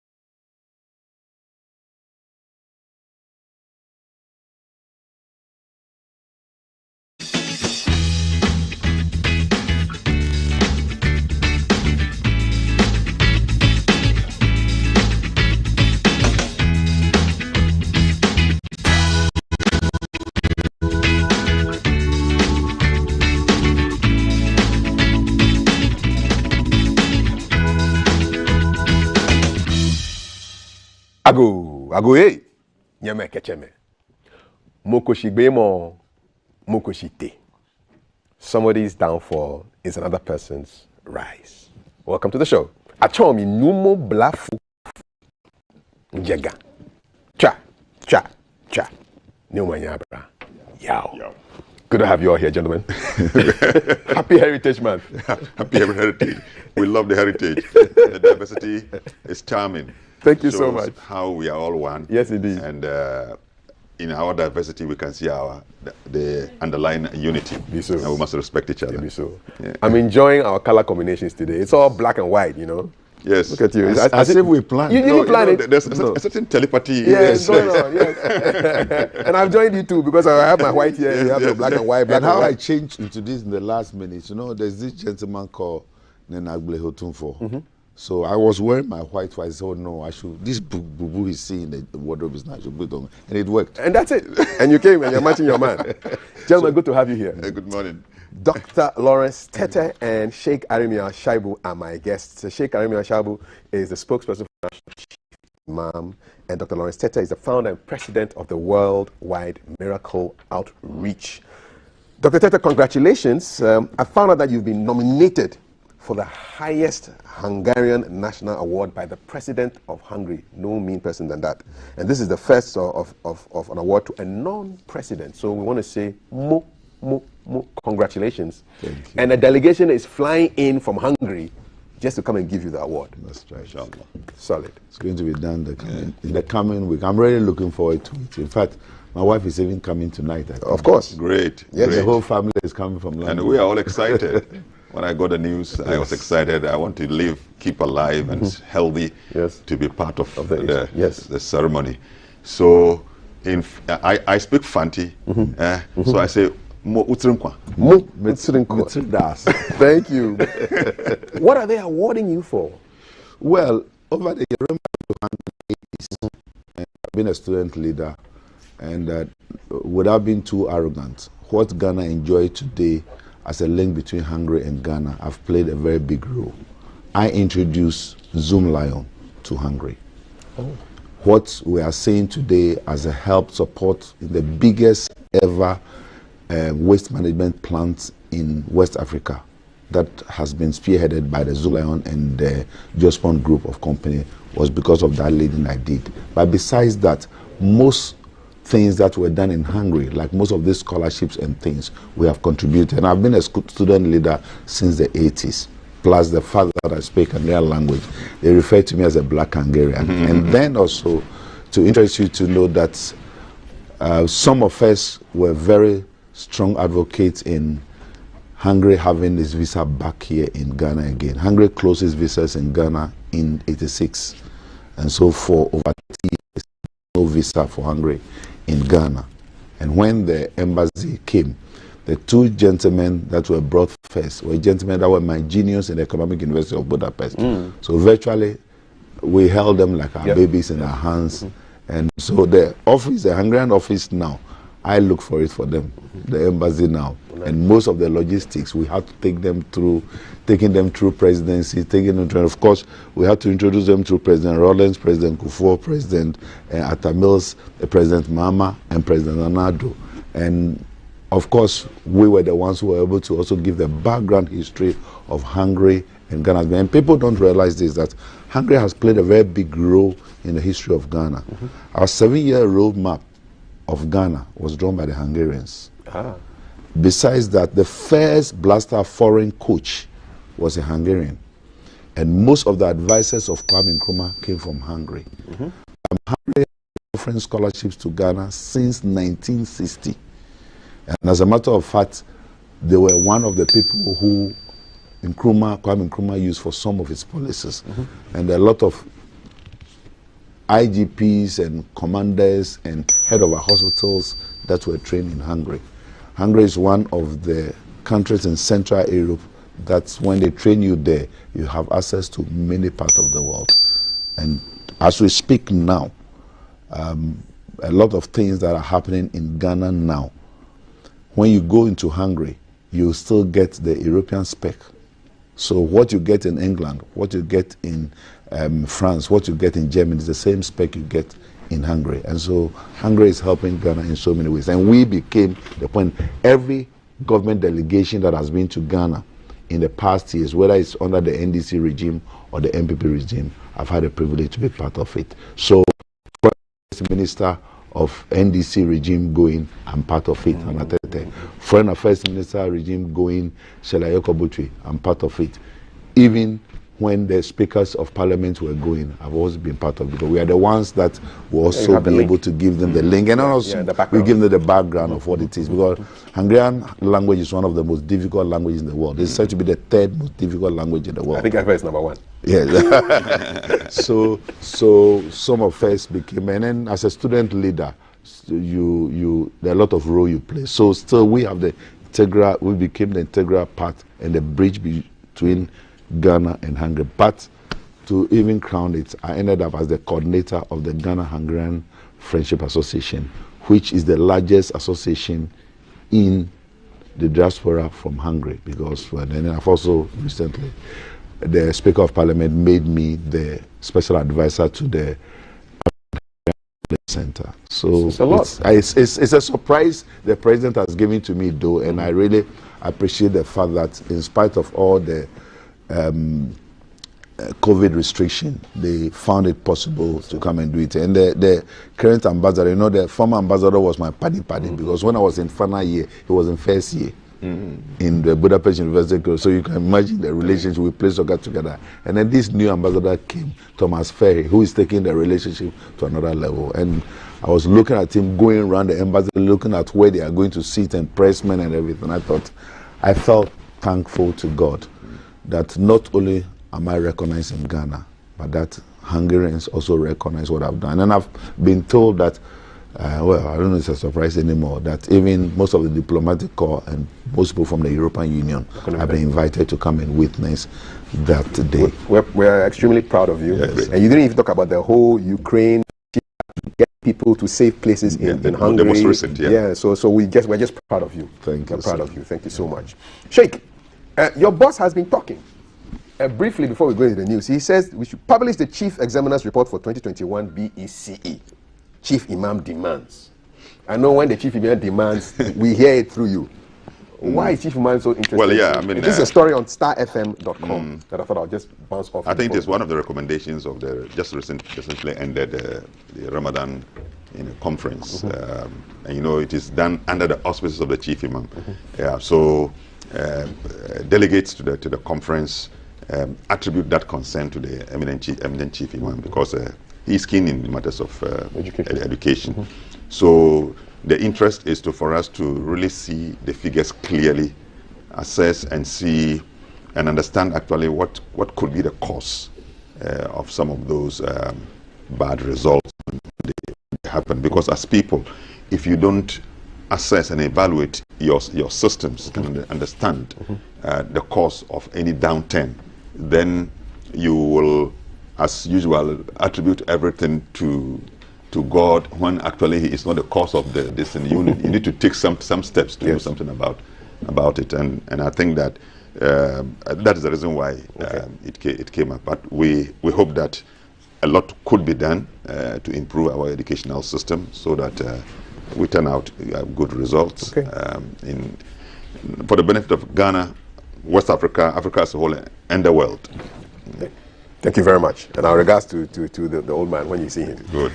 Headlines today, Daily Graphic, measures to restore economy to pre-COVID era. Ofori-Atta unveils key policies today, and there's going to be a press briefing by the Finance Minister today, 24th March, at the Ministry of Finance, 1 p.m. Missing children on the increase in Accra. Ministry targets $23 billion from tourist attractions in 2022. Those are the headlines. Today's Daily Graphic. Ghanaian Times, let us establish investment fund for free SHS, says Dr. Mantiel. And then we have an immigration officer who was killed by unknown assailants at Kokoligo in the Upper West region. GHS, Ghana Health Service, records 24 new COVID-19 cases. The Finder, fuel, reliefs are in the pipeline with negative impact on revenue mobilization, says the National Petroleum Authority boss. The Anchor says NDC launches secret campaign in Central Region. It's not so secret now, we're talking about it. As by-election looms in Asin North. Appointees, Council of State, sacrifice, 50% pay cut. We heard you say it was 20%. Have they gone up? 50% pay cut as Akufo-Addo outlines measures to economic hardship. So these are the headlines. I think I will start with the one which affects all of our pockets. Measures to restore the economy to pre-COVID era. So the Finance Minister will be having a conversation today about reliefs, financial issues, and then also fuel. So Finder talks about fuel. And these days, when you look at the numbers, you know, when you drive past the fuel stations, the fuel prices look like times. You know, 9:45, 10:20, 11:06. It's not the clock, man. That's money. That's money that's going down. And people are changing their behavior. First of all, I realized that there are fewer cars on the roads when I'm coming to work. And then I spoke to my neighbor 2 days ago who says these days he goes with Uber because he's done his calculation. It takes him 15 cedis Uber to go to work, another 15 cedis to come back home. If we were to translate that 30 cedis into fuel, so he just parked his car, he's using his Uber. So times are tough for a lot of people. And I think it's a good idea that the Finance Minister speaks about these issues because money matters must be spoken to by money people. Dr. Deda, you're a money person. You studied economics, and looking at the whole situation, what's the way out, really? I think to begin with, one of the biggest problems we have in Ghana is the winner takes all. That has been our biggest bane. You know, in order to put things together, you need all hands on deck. There's a statement I say, we need a massive united front to fix our economy. Now, what we do is that one party takes everything, so the other parties, even if they have ideas, they'll sit on the edge. Now, if you look at the trend we have in Ghana now, anybody knows where corruption is. And the moment they assume power, they forget there's corruption. We all know the mantra of MPP leadership before they came into power. And certainly, NDC did the same. And if CPP comes today, they'll be doing the same. We talk about corruption until we get into the seat. But what we need is to put all hands together. Economics, and I've said this several times here, is a borrowed language. Management can come through our environment. And so if we can sit together to put all heads together, I certainly believe that people with NDP, MPP, CPP, NDC, who can come together as an economic team, and that is where we find the national agenda. Anytime we miss the national agenda and become a political party agenda, nation suffers. That's why there's a scripture that says, "Righteous is a nation, and when the righteous rule, the people rejoice." What does that mean? People come together. I feel very sad for leadership because uneasy lies ahead that was the camp. Today, I can imagine what the Minister for Finance is going through. And trust me, none of them is at fault, but for the fact that one head does not hold a council. If we can come together and put all the heads together, I believe there's something certainly from NDC. There's something certainly from CPP. There's something certainly from the other political parties that we can use together to build a nation. And it is we Ghanaians who can build Ghana, not outside it. I am getting very concerned now about us trying to flirt towards the World Bank or flirt towards IMF. As an economist, what does it mean for a country to go to the IMF? When the financial situation is low and they need acceptance, because remember, our GDPs and it is the values we have that put us into that realm where we are accepted by the international community. So until you have a backing of the IMF, International Monetary Fund, certain things are not accepted. And as we talk now, if we look at how our dollar is falling, the CD is just rocketing because the indicators that are supposed to form our GDP are not together. And that is why we need to come together. There must be other people who should be able to help us salvage it. Because what I keep saying is that it's not about MPP anymore, it's about all of us. And when we allow this dollar to hit 10 and begin to go, it doesn't come down again. So the posterity will judge all of us. I think that we should find a way of getting our hands on this. And certainly there'll be people out there who can support the people inside to put the nation together. Sheikh, what is the role of religious leaders like you and Dr. Teta in making sure that this coming together happens? Yeah, but just to add to what Reverend Doctor said, you see, the issue of our economic downturn must be a concern for all. The trend in history, and I like to make reference to that, from the period of Yentia, to the time of Hippic, when we put the meat to the bone, to the current situation, there is no money. So when did it start? It's a country of plenty. Our mineral resources, you just can't count them.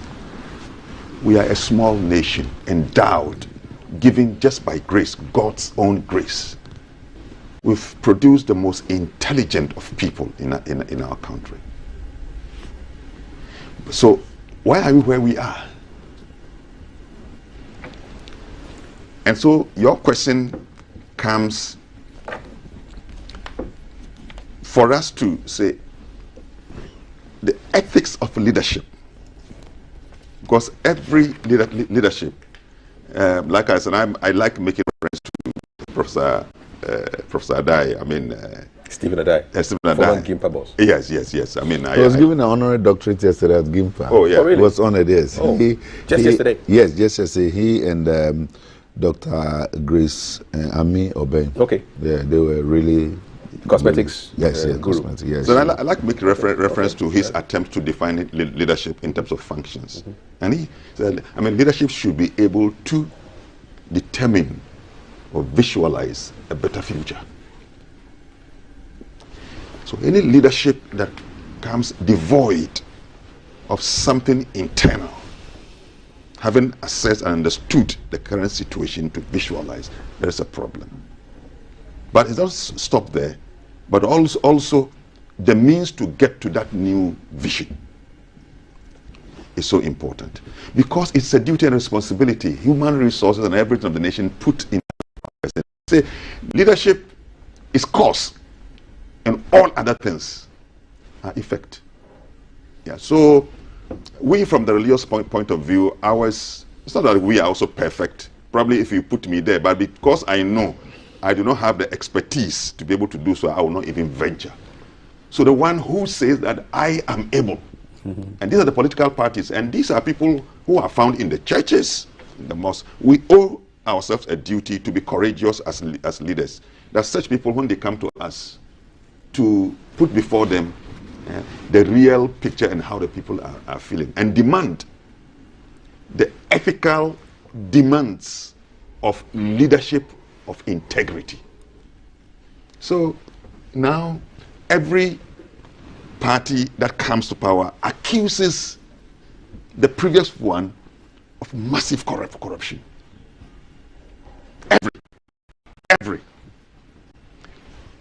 Even those who do the coups, for example, the first thing they accuse the previous one is that there was corruption. Champon said it. Rawlings did it.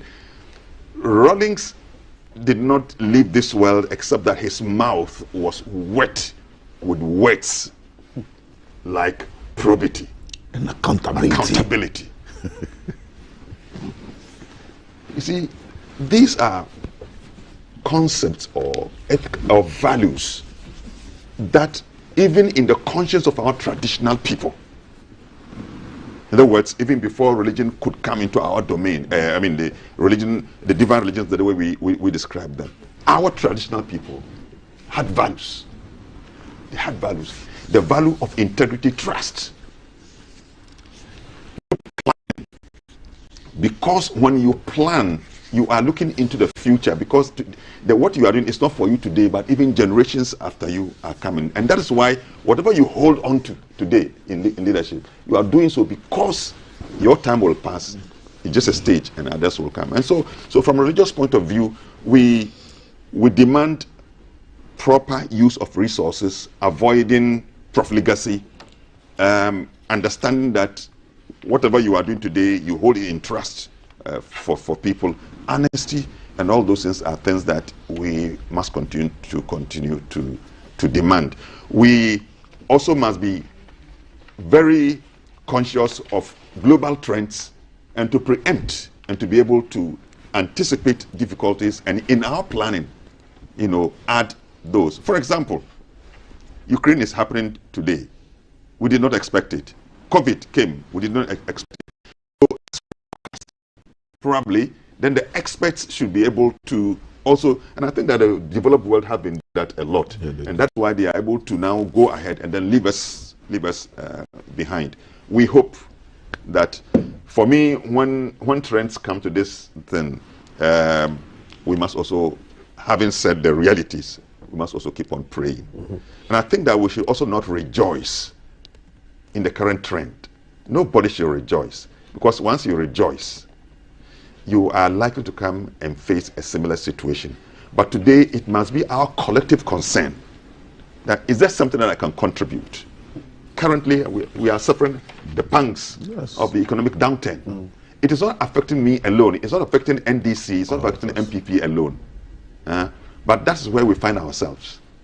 So how could our collective intelligence, for example, I'm saying that those in government should be humble, but those who are outside of government should also be humble in the criticisms, but rather find a way to make suggestions. Is there something that, given that when the situation changes now and the next government comes into power, is there any magic wand that within 6 months turn around? And in my view, in my forecast, it is not possible. It's not possible.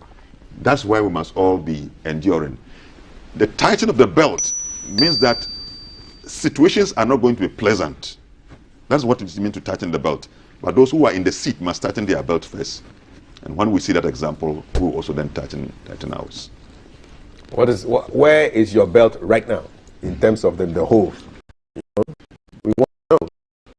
For those of you who don't wear belts, and people you have a string, how are you tightening that string? 055-556-1034. Our Crobble Maiden will be here soon. She's also called Thelma.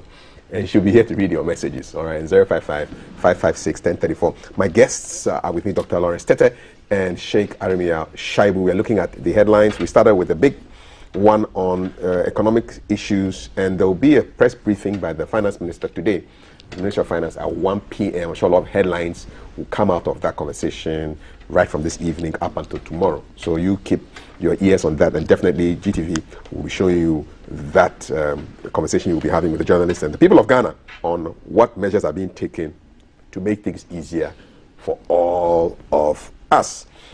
Let's look at a story which is quite worrying. So today's Daily Graphic looks at missing children. Can't even believe it. There was another terrible accident. Oh yeah. The one 2 days ago, which was reported yesterday. The 14 people who died. Yes. A tire burst. The vehicle. I understand the person in the Ford guy stopped for the thing to happen, and then he got rammed into. There was an explosion. 14 people died. So it's really sad. Our condolences to all those people. 16 children missing. Missing children on the increase in Accra. Today's Daily Graphic. So they are sending the children to the Osu shelter for abused children, and they say the number of missing and abused children sent to that place has doubled in recent times. So on an average of 3 children a week, the figure has shot up to between 6 and 8 a week. And especially during the festive seasons, children disappear. So the manager of the shelter is called Gifty Tekbo.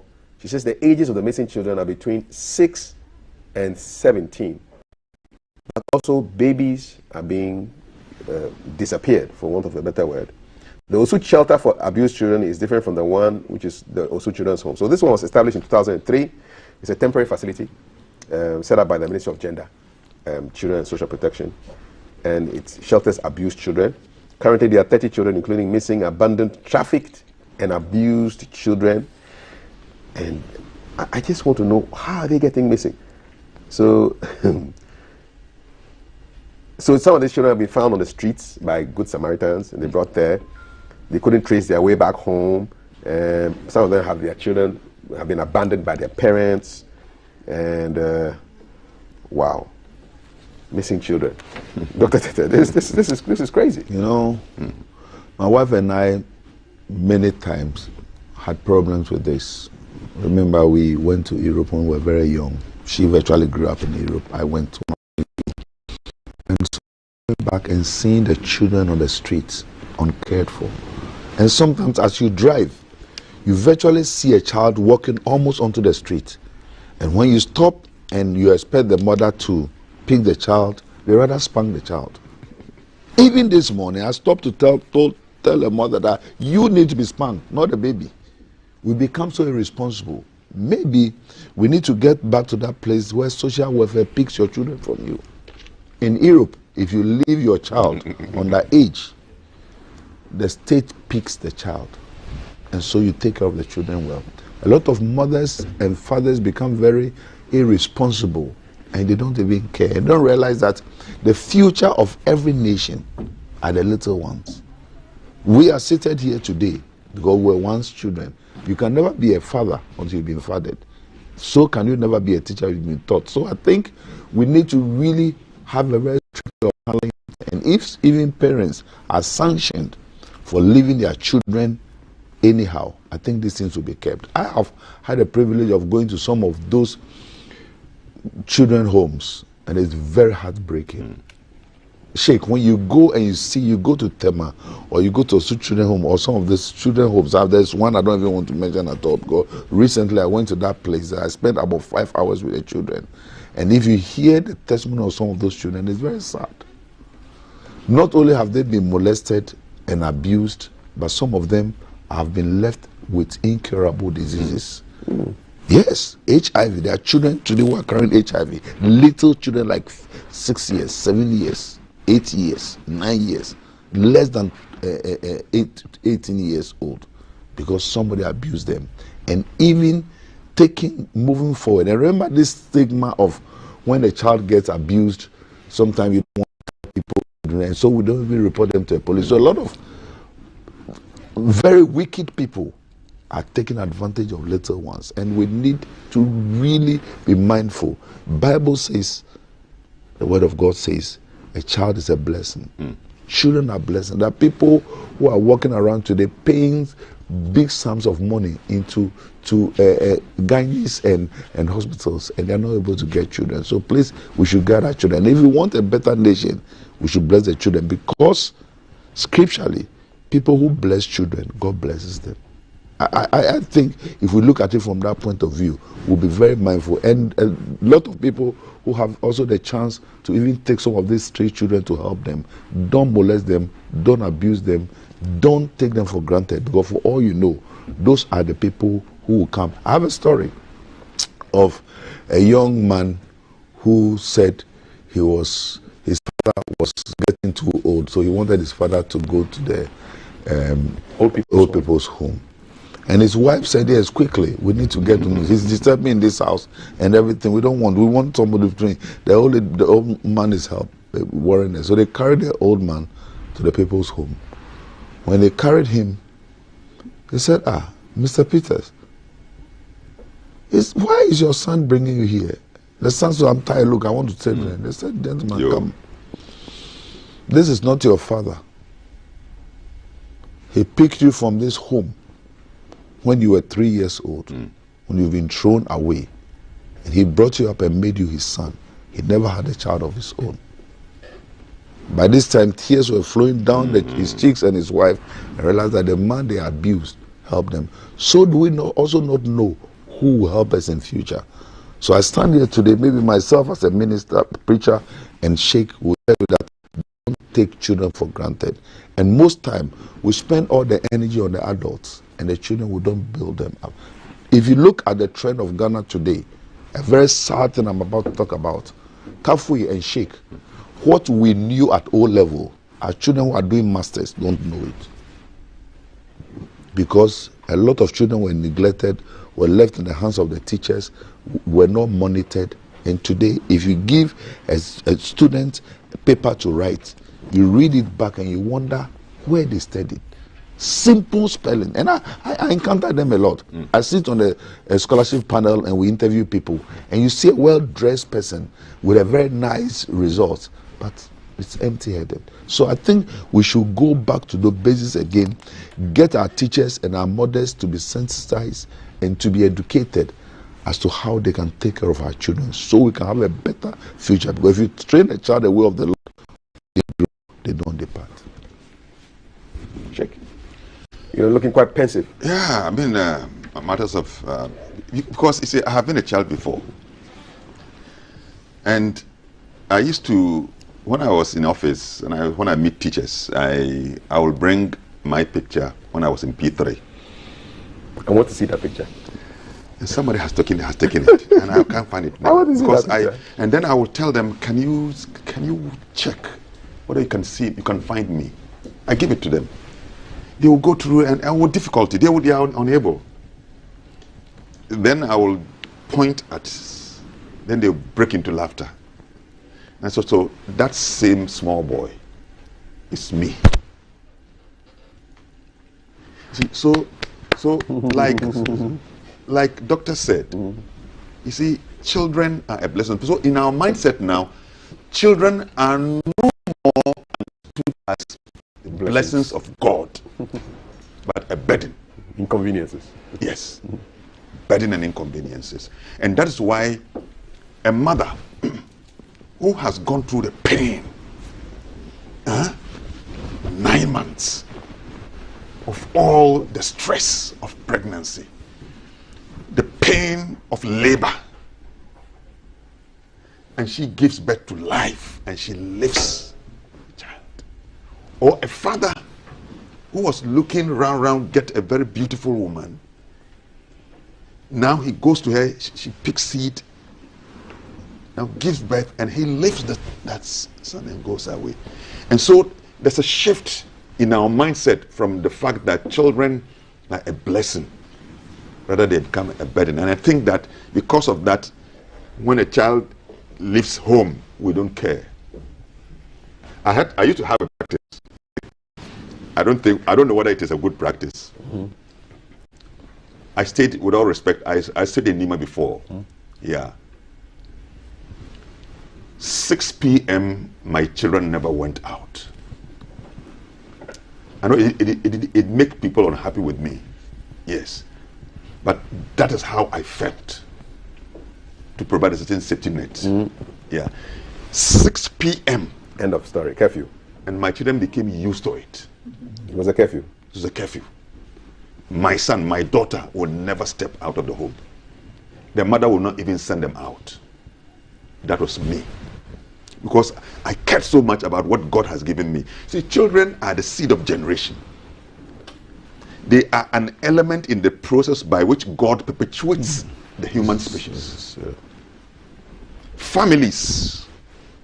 How can you have a family that survives when you break in childbirth? Those who struggled about 80, 100 years ago, if when they came, they went and there was no, where will we be? And because of childbirth, we've been giving birth to children and generations have come, and now we have a country we call Ghana.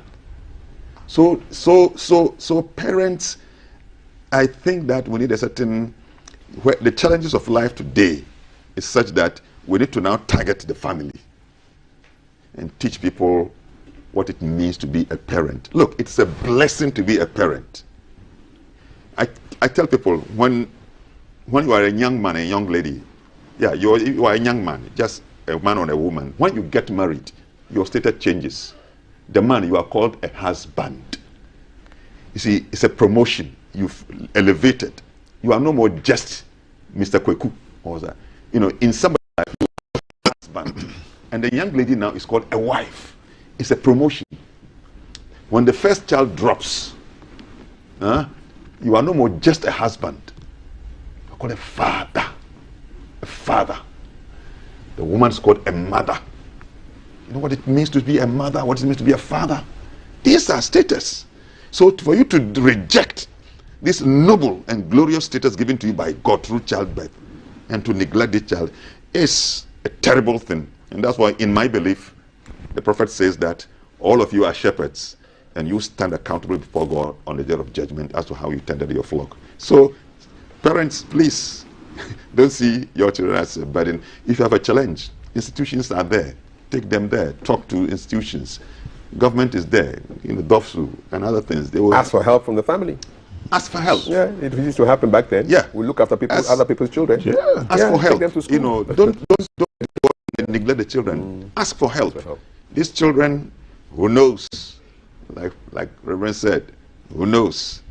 He's going to become a big minister like him, a sheikh like me. In the neglect of one child, we will lose a great president of our country. May it not happen. So, thank you very much. What can happen though are your messages. And Thelma is, I can't see her, but I can feel her smiling. I can feel her smiling, yes. Smiling into the Wolomo's ear. Thelma, what are the messages you have for us today? Well, I'm just coming from where we are having the gathering of all the ladies who have been outdoored at that depot ceremony. Thank you. And the last song they were doing before I walked on stage went something like, Kai la la la oh, Kai la la la oh, Kai la la la. Kai la la la, kai la la la. There's one that goes, so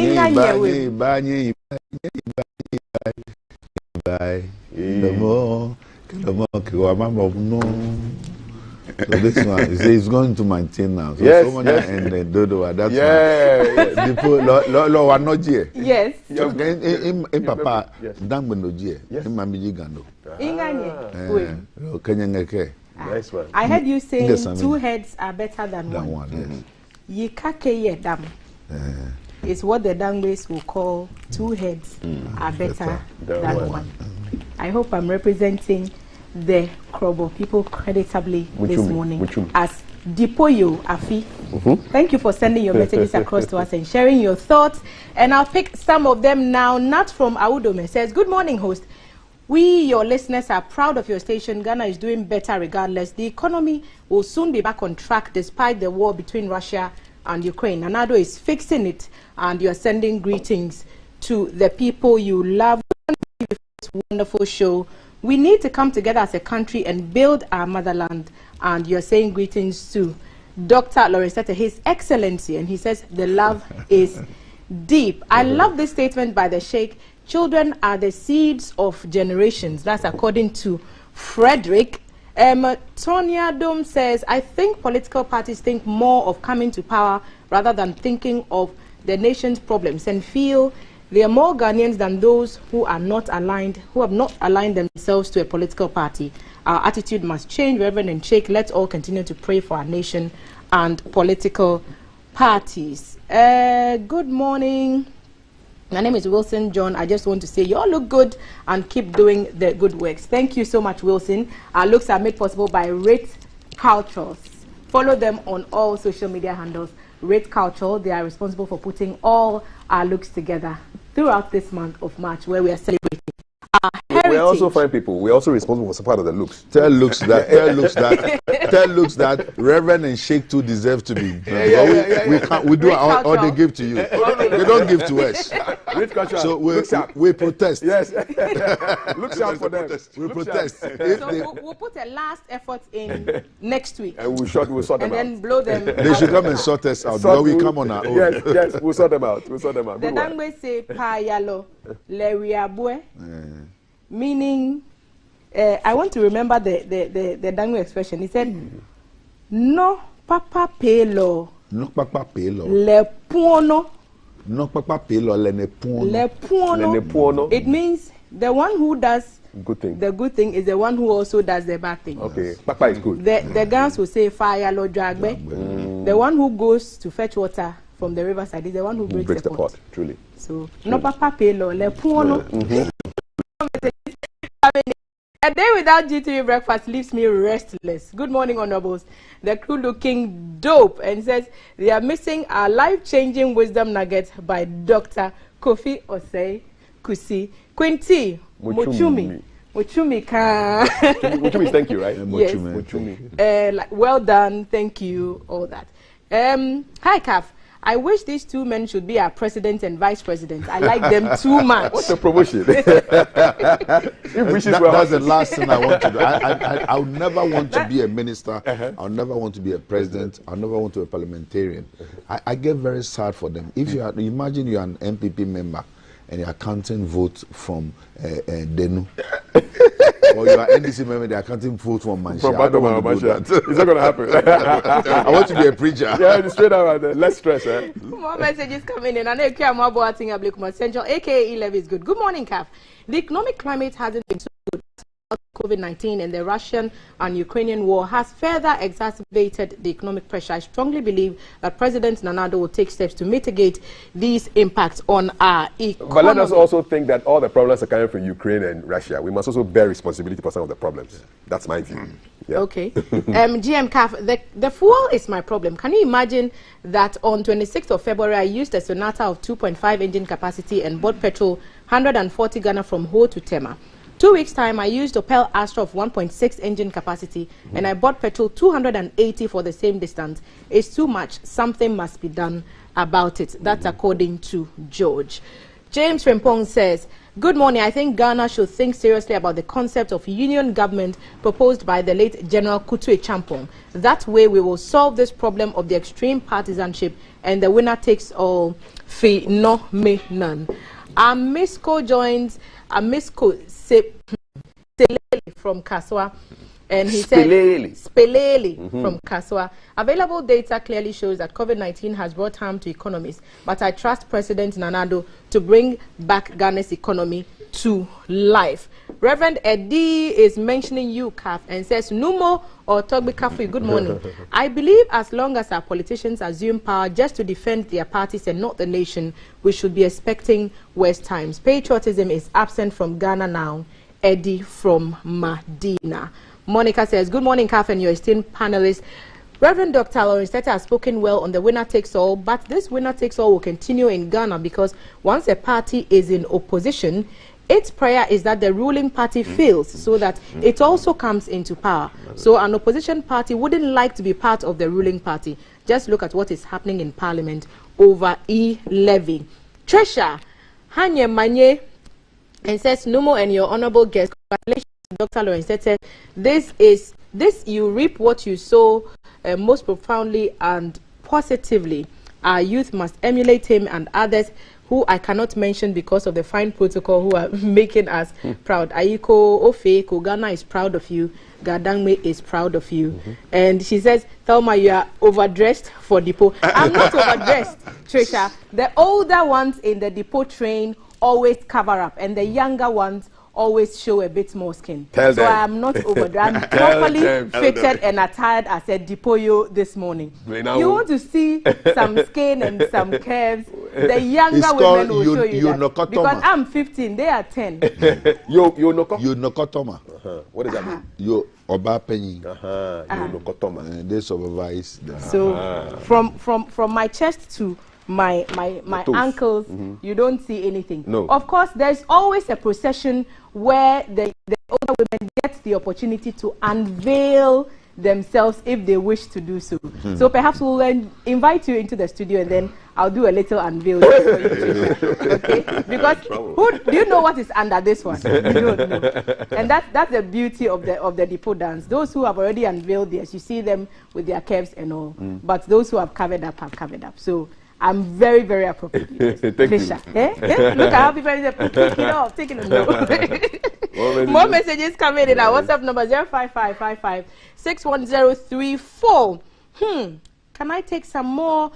Reverend Dr. Tete, before the finance minister speaks about answers to our economic crisis, I want you to explain an unresolved theological controversy which concerns how many angels can dance on the head of a pin. This one, I'm not sure where it's going. It turns out that the roots depend on the size of the pin relative to the size of the angels. Now we're on a whole new level.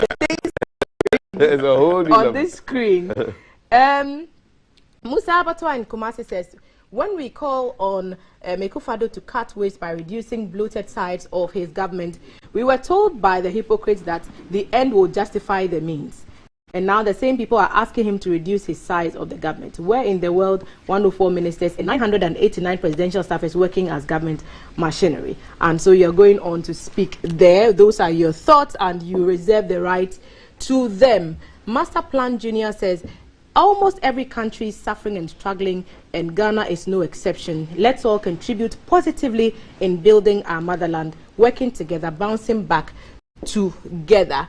Aaron says, good morning, and it's a tall one. The state of our economy is nothing but an explanation of economic theories and principles.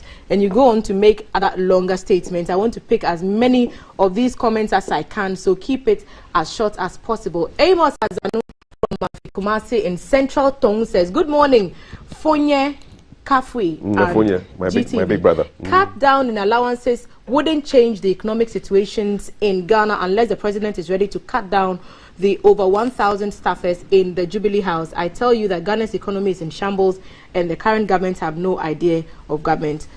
And you go on to make other claims there. Mahamba Kojo from Esum, where was E-Levy when the president was busy appointing over 120 ministers and other unnecessary appointments, like with the excuse the constitution has given him power to do whatever he wanted? Let's see if there are some more new messages. Yes, there are. GTV Marche so Obia dear. Good morning, Kafui. Love the way you guys are speaking my language this morning. My Adan name is Ofoi. Ofoi Mochumi. Thank you for joining us this morning. Good morning, GTV. Our political leaders are wicked. Imagine Kumasi Sports Stadium was fixed to perfection within 8 days to have it look good and to international standards. So I'm asking, how come the country had taken so long to fix them? Oh, Ghana leaders blaspheming Kwa, and that's according to Emmanuel. Good morning, Kafui. Please, people must stop saying that Kotoko players should be called to Black Stars. Do they call dwarf players when they play in Cape Coast, Ghana, Niger, or Ghana 3, Niger 0? I think that's what they wanted to say. Yes, I think I support the last part of this one. And let me pick a couple more before I go. I don't agree with all hands on deck. Then what is the use of elections? Competing ideas is best, I believe. Things can turn around. St. Mark from Spentex. Zaz. Good morning, Ghana. I think more of these children we see loitering around at all times and exposed to kidnappers, rape, and all other bad people are from broken homes and of irresponsible teenagers. that's what you think. Good morning. I'm really enjoying the show. We are glad you are. Good morning to the team and your guests this morning. Good discussion. And this is from Rhoda Kennedy. She says, yummy Thursday. Stone Boy, I'm not sure is the musician, but he's saying, a teacher from Asin Manso Senior used a stick to hit a female student in the head. So they've come back with this complaint again. And I think that we will follow up and see if there's been any update on that development, and then we'll let you know. Any good student of politics is what this one says, and government must basically know that a particular government is replaced only when there is a better alternative, not necessarily because of its weaknesses. You didn't leave a name, but that's quite a lengthy one. Let me pick the last one. Good morning, host. Please tell doctor that a schoolmate from Osa is listening to him. Therefore, I need his phone number. Osa is, what is Osa? Odogonos. Osa. Okay. Yes, I know the schools because my grandfather was from there. Smart Lanky, good morning, Grandpa. I hope that you are very well. I'll come and see you one of these days. So that's it for the messages. Good morning. I believe in last minute goal, and I know NPP will score, is what Viper is saying this morning. A couple more, so they just keep coming in. Good morning to you and your well-spoken panelists, Reverend Lawrence Tete and Sheikh. Concerning children's upkeep, the state of Ghana today is what we tell to end each day, but not about security of our children. We parents and ministers of the gospel have a lot to do to strengthen our culture very well, because social media is really playing a major part in destroying our children's future. Richard says so from there. Good morning to you. That's Richard. So he didn't tell us where he was messaging us from, but I'll pick this one from Owahene, and he says, good morning, Dominic Owahene from Ablekuma North constituency. Thanks to the hard-working minister that you've named there, and he's sending shouts to a number of people as well. Mariama, I wonder, McLean is speaking here. In a case where electorates realize that, notwithstanding those weaknesses of the incumbent, the opposition is not a better option either. There's absolutely no reason to change. And Mariam says they are facing water challenges in the area for the past 2 years. You haven't told us which area that is and what the challenge. And I want to take on that note, because we just got a note from Ghana Water yesterday that we should get ready. People of Dansuma and Choco, they are turning the taps off. Yes, for maintenance. We should start storing water. I mean, I couldn't believe it. The statement was dated 22nd of March, and I saw it yesterday, 23rd of March, and the taps were supposed to go dry on the 23rd of March. They say store water. Chances are, by the time you got that message, the taps were already dry. I just could not believe that. And they said, oh, store water. We are taking the water off. There's planned maintenance works. But this one, Mariama has had this problem for 2 years. Lord have and mercy. So you can just imagine what she's going through. Good show this morning. Always great to have Sheikh and Doc on the show, and we appreciate your thoughts. Good morning, GTV. So someone is sending us down memory lane. Alhaji Haruna, and it's quite a lengthy one. I'm not sure what you're saying there. So we'll just leave it for now, and I'll hand over back to Numo Kaf and the Sheikh and the Reverend. Oh, yeah, don't. Muchumka. What's Muchumka mean? Thank you very much. Thank you very much. Guys, very much. Okay, Muchumka. Muchumka. Sheikh and I are learning. Muchumka. It's like I hear a little bit of Ga in it as well. Yes. Yes, and I hear some. The Gadangmas came together. Okay. Okay. Awesome. They are very much related. Great stuff. Great stuff. And Muchumka.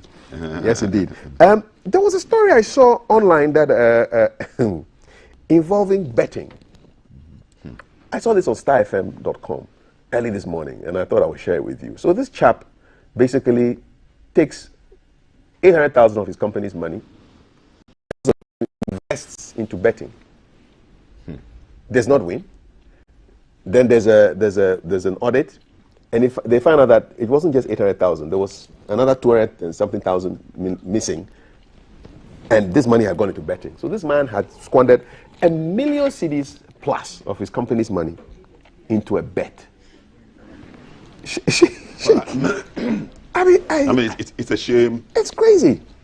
It's a shame for anyone put in such position of leadership, and he sees in that position opportunity to loot or to risk using the money, because they say, gambling is a game of chance. So you either win or you lose. But once the money does not belong to you, something must ring into your mind. The risk, assuming I do not win. So how do I account for the money that I have used? I think that we must also commend the institution because of the audit. for me, one of the things I learned when I was in office is that for you to have a check on you, let me say, I used to have an accountant. So with all respect, I mean, he was not efficient enough. See, an accountant should be able to advise you financially. Exactly. Where even the point when you are violating the financial regulation, for example, she should be able to tell you. But anytime I send you, okay, look, can we sign for this so and so, and he would just go. And I started getting worried. So I spoke to my superiors at the regional office that, can you get me a better accountant? You requested for a better accountant? A better accountant. Because I keep on, so that then the auditors will come, and that's where I learned that, look, it's very useful. If you are head of any institution, never get afraid. If you are honest, never get afraid of auditing. Oh yes, you have nothing to hide. No, never get afraid. You see, they put you on check. You have violated a certain financial regulation, and you have spent. So the check is indicating that you've spent. So accountant is unable to explain. So they come to you as the head of institution. You signed for so and so and so and so. Can you explain? If you are not able to explain it, they show you the financial regulation you have violated, and then you have to sort it out. You have to sort it out, and this is a check. Even if you are not morally sound, but this process alone, if you violate it, you be ashamed. Now, so the audit system our internal audit systems must be strengthened, and then the external audit system must be strengthened, so that we can check people whose conscience may not keep them in check when resources are put in their hands. And I think that is a shame for leadership that is not accountable. It's a shame, and I want to call on all people not to rush in making money. You see, when you want to rush, gambling itself, excuse me, gambling itself is a conflict of value. You see, gambling undermines and damages the sense and the spirit and the commitment for hard work and productivity. So a nation that opens the floodgate and then puts all young people who must learn the art of hard work, now they see a shortcut. It's a damage to our nation. I call on the state and policy to look at the issue of this gambling. You see, but the conflict is that the betting companies bring so much money, so much revenue to the government, and the government looks at it and says, this money, we need it to build things. We need to be careful. Look, myself and Reverend are here, except if we are hypocrites. Ghana is more than 90% religious. Ghana is predominantly, though not a Christian country, predominantly Christian, with a significant majority Muslim. And these two major religions have ethics. I don't even think the traditional people who I'm representing today are interested in gambling. No. For them, traditional people. There's a story about a young man from the Ewe. Ewe people are very ethical, very. His small boy left his home land and came and then to work in an urban center. Just about a week, he sent millions of cedis to the old man to keep. So the old man is a traditional person. He's clergy in tree. He's pure. These are people who are clean in their mind, in their conscience. So when he took the money, he said back somewhere, so he put it there and hung it. About 2 weeks, another 200 million followed. So the old man took it and then put it in the bag and left. He didn't touch it. Then the 3rd week, he received a call. Old man, we want you at Accra police station. So he went to the bag and picked the money and put it in his bag and then hung it out in his armpit. When he went, he saw his son at the police station. So he told them, this is the money. This is the money. So he handed the money to the authorities. You see, we are losing our values. That's why even in our politics today, our very young people get into politics, and that's why you see, once you are able to insult, you catch the attention of the prospective president, and he appoints you. And you come the next thing there, you want to make money. Go around. I mean, people are showing you very young politicians and what they have been able to make within just one season of politics. Where are they getting the money from?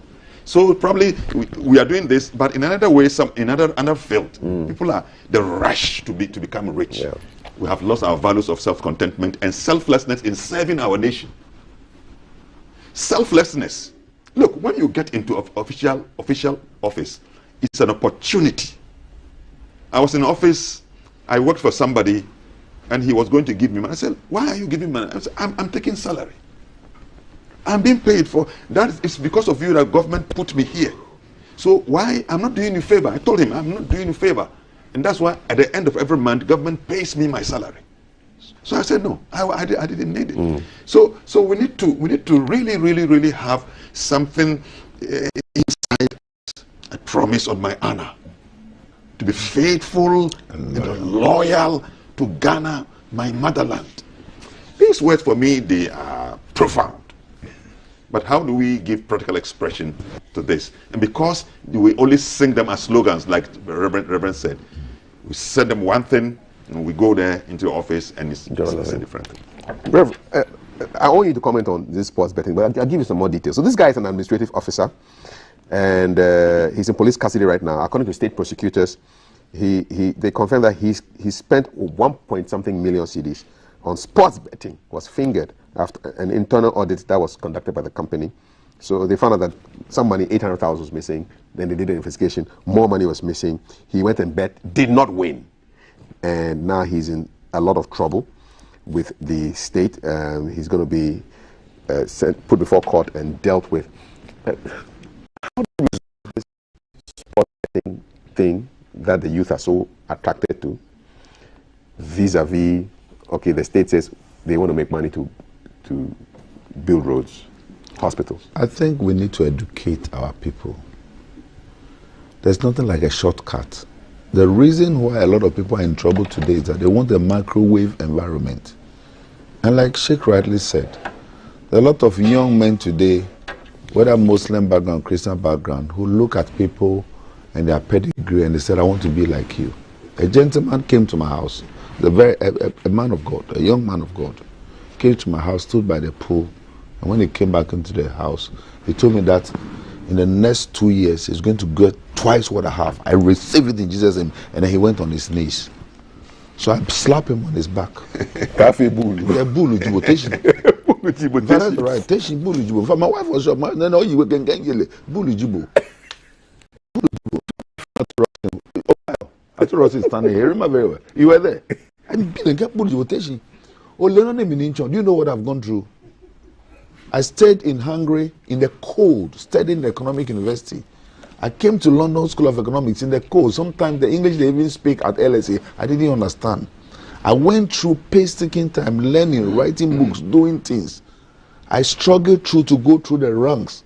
It took me years to build this house. And so if you come and see it, and you are only 27 years old, and I tell him that in 2 years' time, you get double of what I think I should pray for you.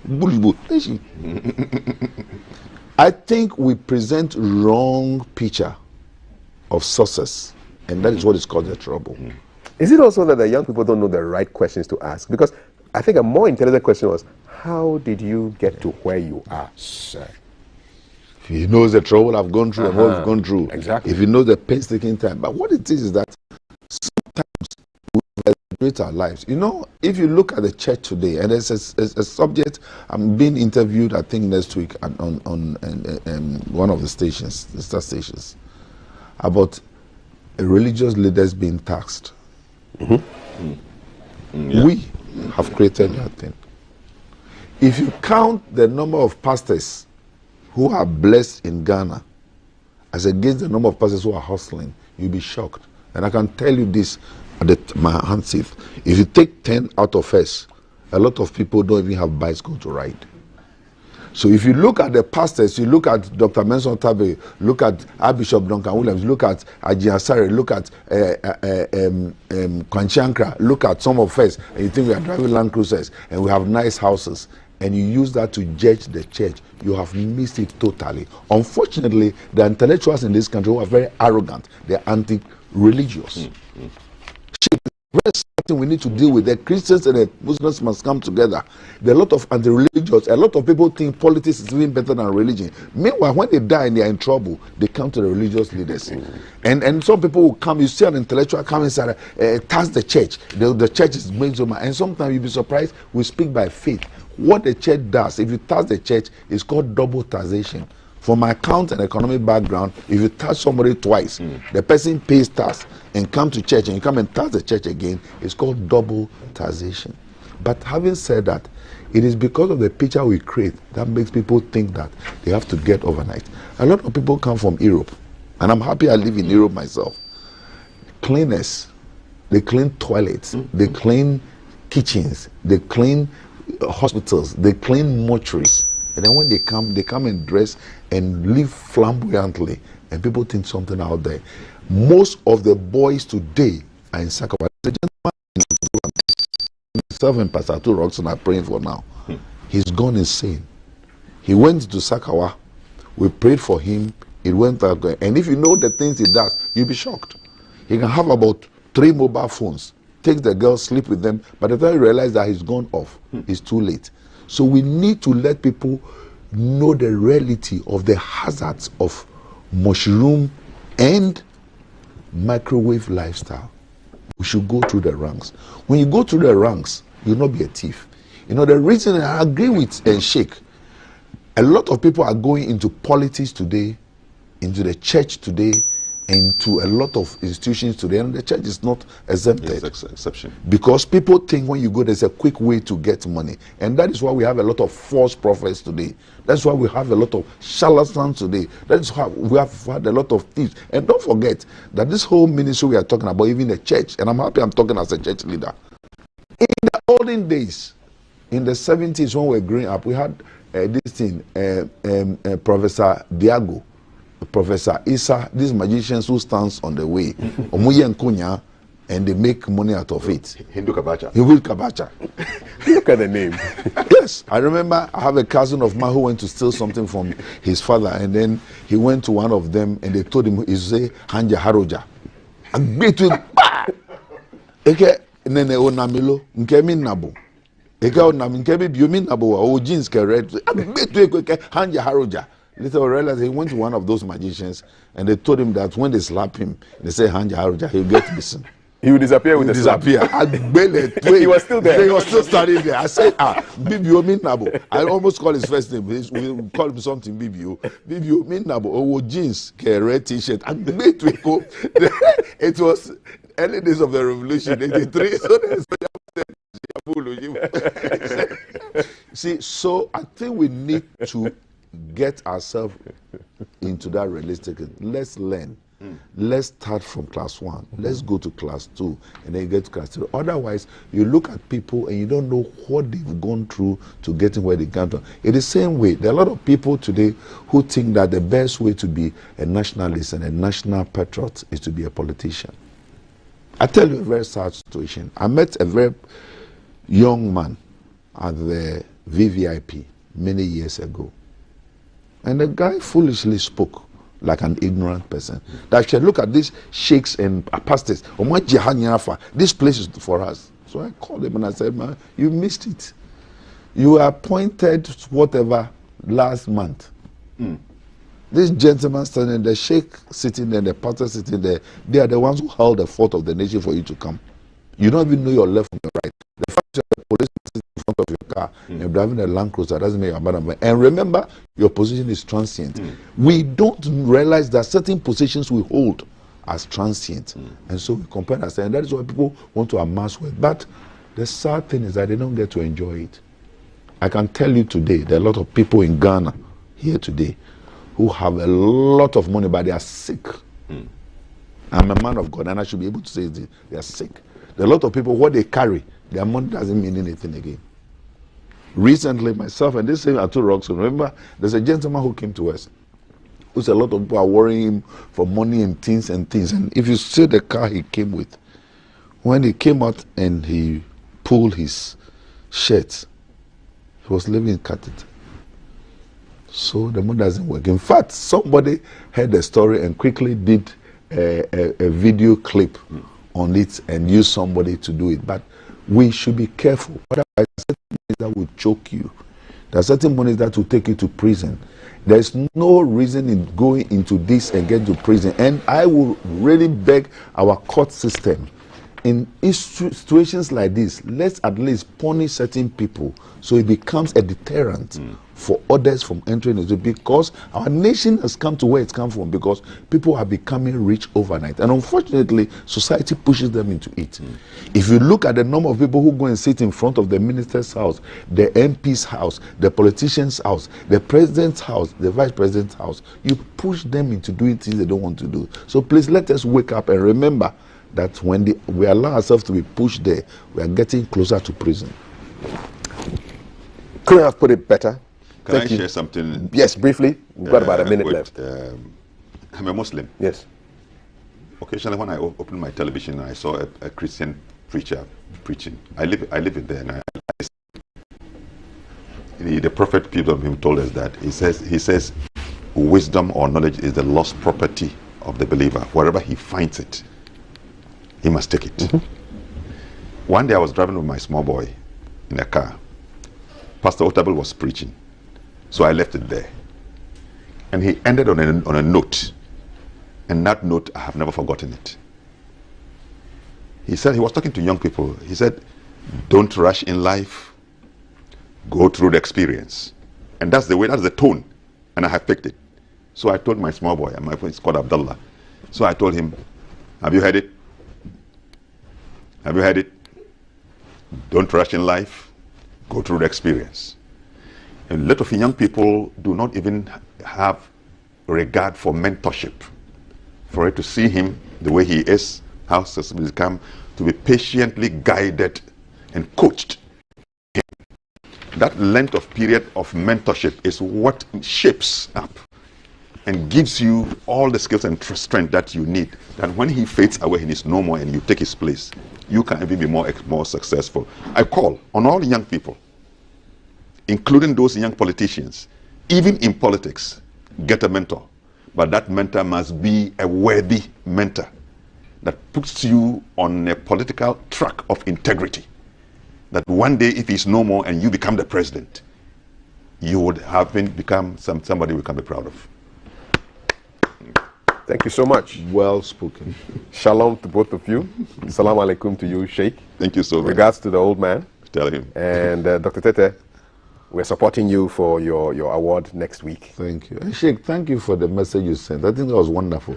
CAF's own was just a journalist one, but yours was a very spiritual one. Thank you. I mean, the way he congratulated me on the net.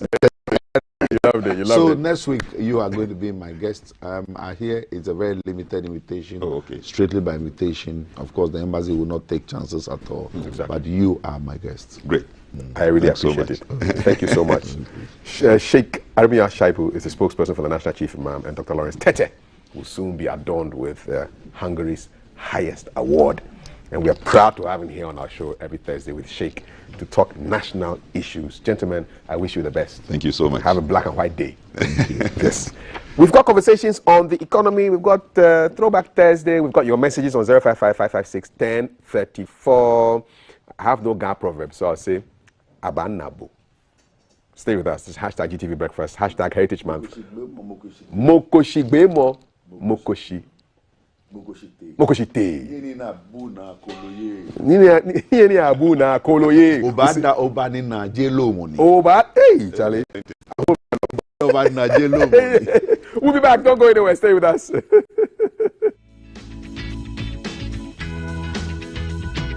Please take risks. Use a condom every time.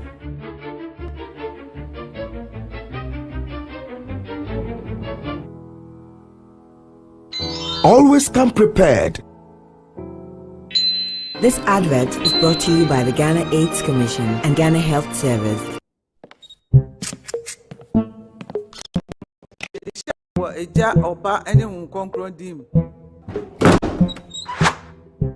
The groom is sick. What? Malaria. Malaria.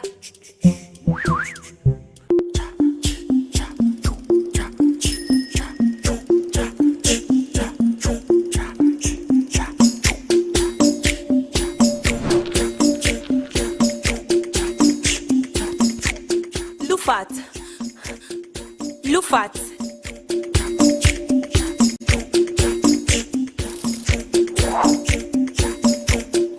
Indeed, woman malaria and kawon to them. Lufat, a malaria drop a cope. And now you may kiss the bride. Entrance Pharmaceuticals and Research Center. And I Lufat. Lufat, a two malaria sententem. FDA, Ashasa, a Jedi in Kratoi Ajatum. From 1921 to 2021, journey to our. You want it served buffet style? On-site restaurant? Complimentary breakfast? Off of your plate chicken vegetables. So in my lifetime, I haven't seen Ghana Black Stars win an African Cup. Yeah. Can I show what is written on the bag? Yes, definitely. Where's the camera? Just stand and turn. So what's your pleasure than Votras, yeah? At that time of the morning.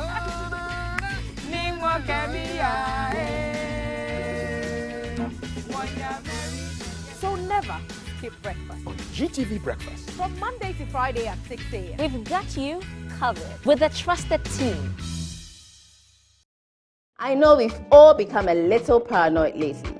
At the onset of the slightest fever, we begin to imagine things and start popping pills. But this is wrong. A simple test at a health facility is all you need to confirm.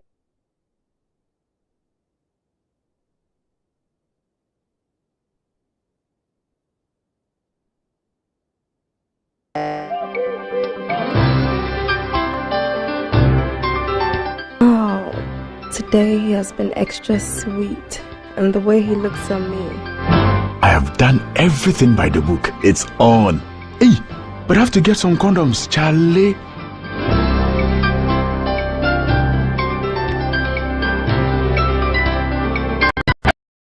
Using a condom will protect you and your partner from HIV, STIs, and unplanned pregnancy. Condoms are an effective way for protection against HIV infection. Don't take risks. Use a condom every time.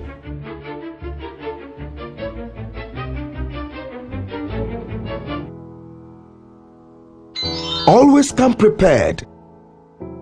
Good morning, my neighbors. Good morning. Good morning, everyone. Good morning. It's a good morning, and we serve you breakfast. Not just any breakfast. Sizzling healthy. All SIM cards in Ghana must be registered again with only the Ghana card. Yes, only the Ghana card. You will not be able to make voice calls, use mobile money services, internet, and all other services linked to your SIM card if you don't. To register, dial *404# and follow the prompts. You will be required to send the following details on your Ghana card. Ghana card number, surname, first name, date of birth.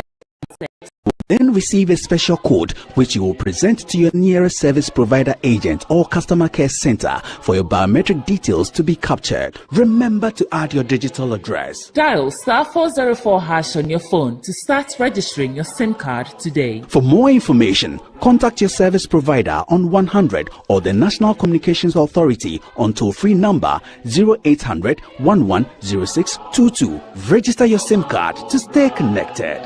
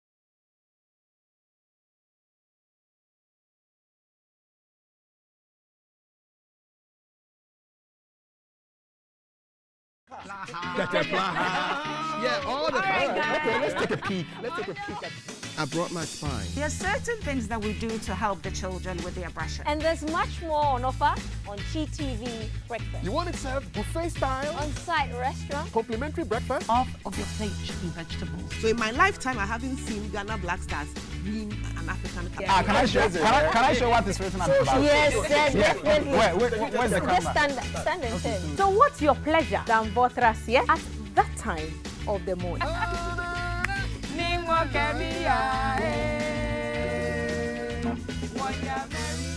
So never skip breakfast. On GTV Breakfast. From Monday to Friday at 6 a.m. We've got you covered with a trusted team.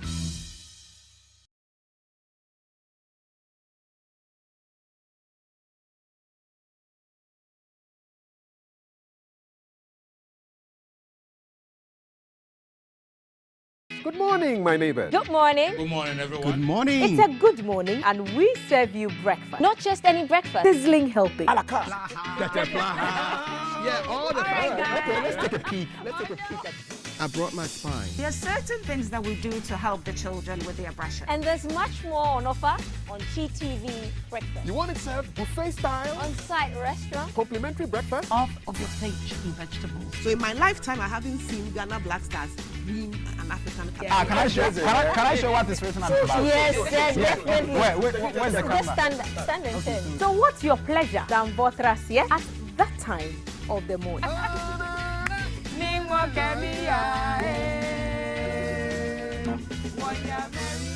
So never skip breakfast. On GTV Breakfast. From Monday to Friday at 6 a.m. We've got you covered with a trusted team.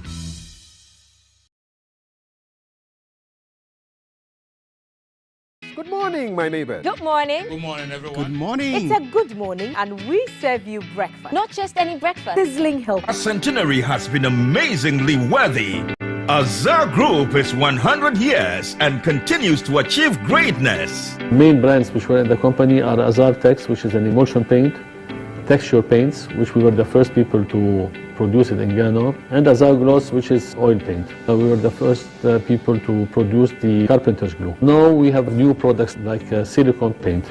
Join Azar Group celebrate 100 years and to create another brilliant 100 years together.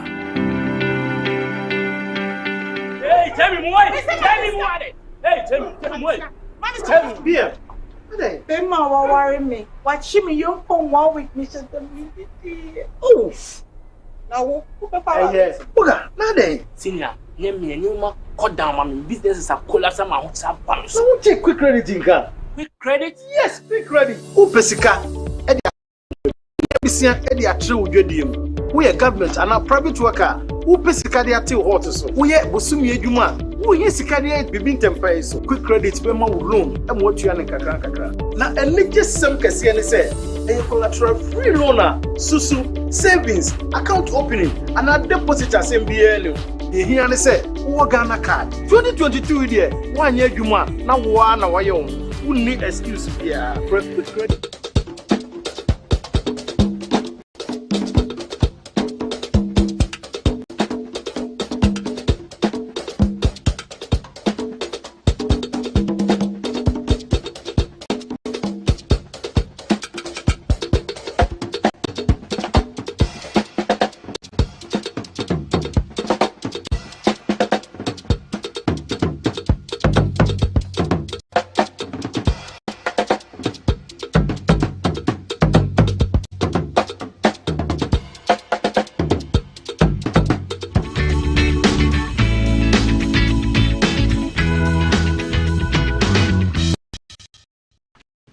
Inganyewem nyebi dipoyo afi ne.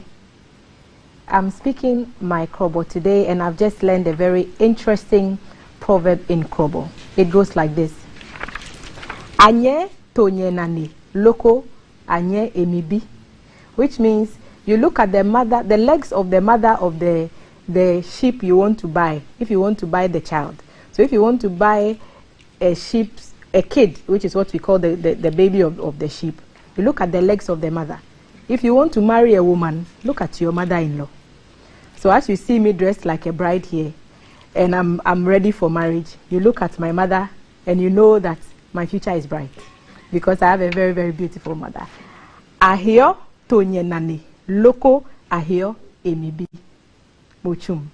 This is Breakfast on GTV, and I'm representing the proud people of Crossland today, and I've been honored to be a part of your heritage. We are looking at the economy, and before we get into that, a little background. We are in a time where the cedi is depreciating, and recent increments in fuel prices and the prices of general goods have become topical debates. Government says it will ingest some $2 billion into the economy as a measure to halt the free fall of the cedi against the dollar, and it's hoping that this, in addition to opening the country's land borders within 2 weeks, the government also expects to cut salaries of appointees of up to 30%. The Bank of Ghana has increased policy rate to 17%, and the government also intends to pump $2 billion into the economy. Finance Minister Ken Oforiatta is expected to give us details of the government's plan later today at about 1 p.m. Ahead of that, on what all these things will mean for the economy, and we have on the line Professor John Gachi. He is the Dean of the Business School of the University of Cape Coast, and he's joined us via Zoom to break it all down for us. Good morning, Prof. Gachi. Good morning. So you've heard some of the measures that government has put forward in order to bring this situation with the economy under control. Do you think they are enough?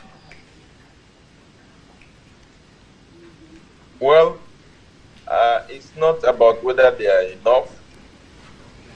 It's about whether some of the measures are not counterproductive. And it's also whether or not those measures are only to stabilize the situation without resolving the matters that brought us to where we are today. Take, for example, $2 billion injection by the Bank of Ghana to shore up the supply of foreign currency. That is supposed to be a short-term measure, and that is not in a way the solution to the economy. Again, that may come from borrowing. If it comes from borrowing, then we are at the same time increasing our debt stock. And if it's the depletion of our existing reserve, then it means that we are also increasing our vulnerability. So those are some of the issues inherent in that measure. But I do believe that in the short term, it should be able to stabilize the cedi around a certain level so that it can give some planning to our business people to do their business.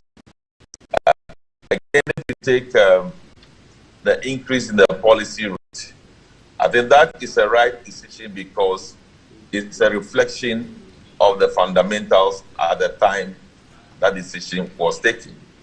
We have seen inflation going up beyond bound. In fact, inflation is 5.7% above the target. And we see volatility in exchange rates. Prices are increasing everywhere in the country. The Bank of Ghana has indicated interest rate is going up to almost 21%.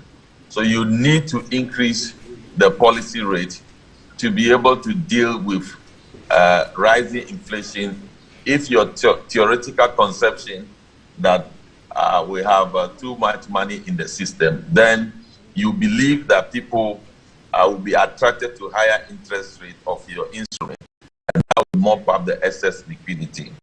But as to whether that is true for our business community is something to be debated, because I do not believe so. In the recent time, the Bank of Ghana's reports indicate that over 89% of the bonds and instruments issued by government are bought into by the financial institution, which means already we are experiencing some crowding out effect for the private sector. Then the Bank of Ghana went ahead to increase the cash reserve. What that means is that if the financial institutions, if the commercial banks mobilize deposits, they are not allowed to use all the deposits to engage in financial intermediation by providing loans and the rest, which means the ability, the capacity of the financial institution, the commercial bank, to loan to the private sector, for example, is restricted. So that creates some difficulty, because at this time, while you are taking measures, you should be able to the private sector get access to the facilities or credit and be able to engage in productive activity.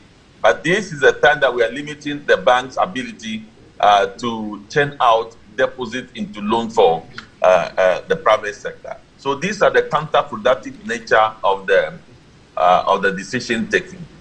Prof. Gachi, would you expect the finance minister in today's briefing to address some of these issues and to answer some of the questions you've asked with regards to where, for example, the 2 billion is going to come from, and then how the other measures relate to the depreciation of the cedi?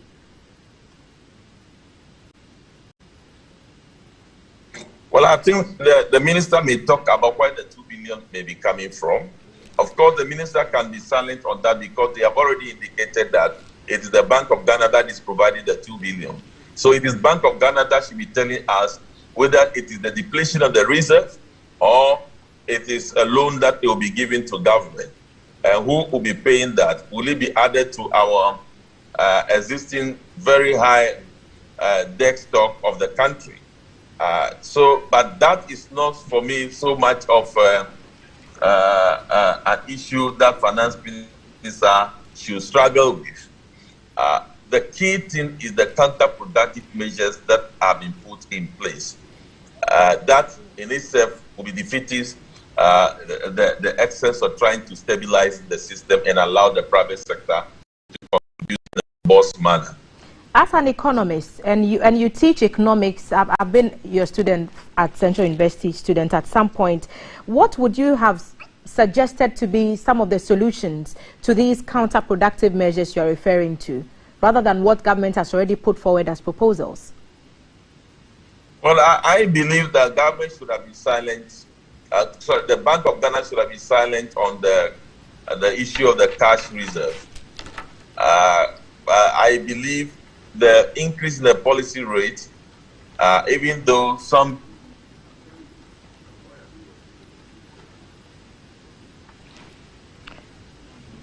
I think we may have lost Prof. Gachi for a while there. He is the Dean of the Business School at the University of Cape Coast. He's trying to help us understand the proposals that government has put forward to ramp up energy in the economy. And he's talked to us about the $2 billion the government is looking forward to pump into the system from the Bank of Ghana. He's asking questions about where that money will come from, and if the Bank of Ghana can confirm to us if they will be putting that money forward. He's also spoken to us about the inflation rates being 5.7% above target. He's talked about the increase in policy rate and how he thinks that will help to keep the banks afloat. He maintains that some of the measures are counterproductive, and we are waiting to establish contact with him to give us further details. Remember that Finance Minister Mr. Ken Ofori-Atta will today address the media, and he'll be speaking more about some of government's measures to salvage the economy, and that's what we are looking into today. It's Breakfast Live on GTV. We are streaming live on Facebook, and we are also on YouTube. We are grateful to our sponsors, Awake Purified Water and the Connect Drink, thanks to Rit Cultural for putting our outfits together. Today I'm dressed as Dipoyo Afi, representing the people of Kroboland. Prof. Gachi, if you're still with us. Yeah.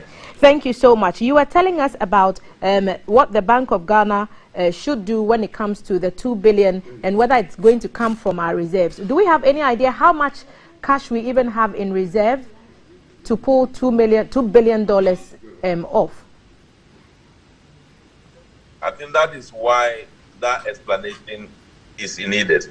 But it is not in question as to whether we know the cash in reserve. The Bank of Ghana has all those records. So it's the Bank of Ghana that speaks to those issues. But the point I am making is I drew your attention to the fact that already banks are doing brisk business with government in terms of government borrowing. So government is more attractive to the banks now as opposed to the private sector, who we all believe that should lead in engaging economic activity, contribute to revenue generation, maintain employment, etc. So the point I'm making that already the private sector's access to credit is a challenge. With the increase in the policy rate, lending rate likely to go up. So the cost of access to credit, which is not easy, will also go up, bringing another limitation to the private sector. Now, in addition to that, the government has also, the Bank of Ghana has also placed limitation on the ability of commercial banks to make funds available to the private sector because they have increased the cash reserve of the commercial banks. So that is what I'm actually speaking to, that shouldn't have been the case. Also bearing in mind that these are depositors' funds. The deposit that the banks are taking, they are going to pay some interest on it. So it goes to their part of their interest expense, you know. So they incur costs in mobilizing that deposit. But the practice now is the Bank of Ghana takes it as a regulatory measure, but does not pay anything on it to the commercial bank. So it brings some misalignment and limitation as to the strength of the commercial bank during this period to service the credit needs of the private sector. And that is the crucial thing that we need to look at. Government is also saying they are going to cut the salaries of appointees by 30%. Will that help in any way? Well, I think the question we need to ask ourselves is, if we put it in a pecking order, which one is the most priority area to cut expenditure? I do not think that the salaries of the government appointees should be the first one.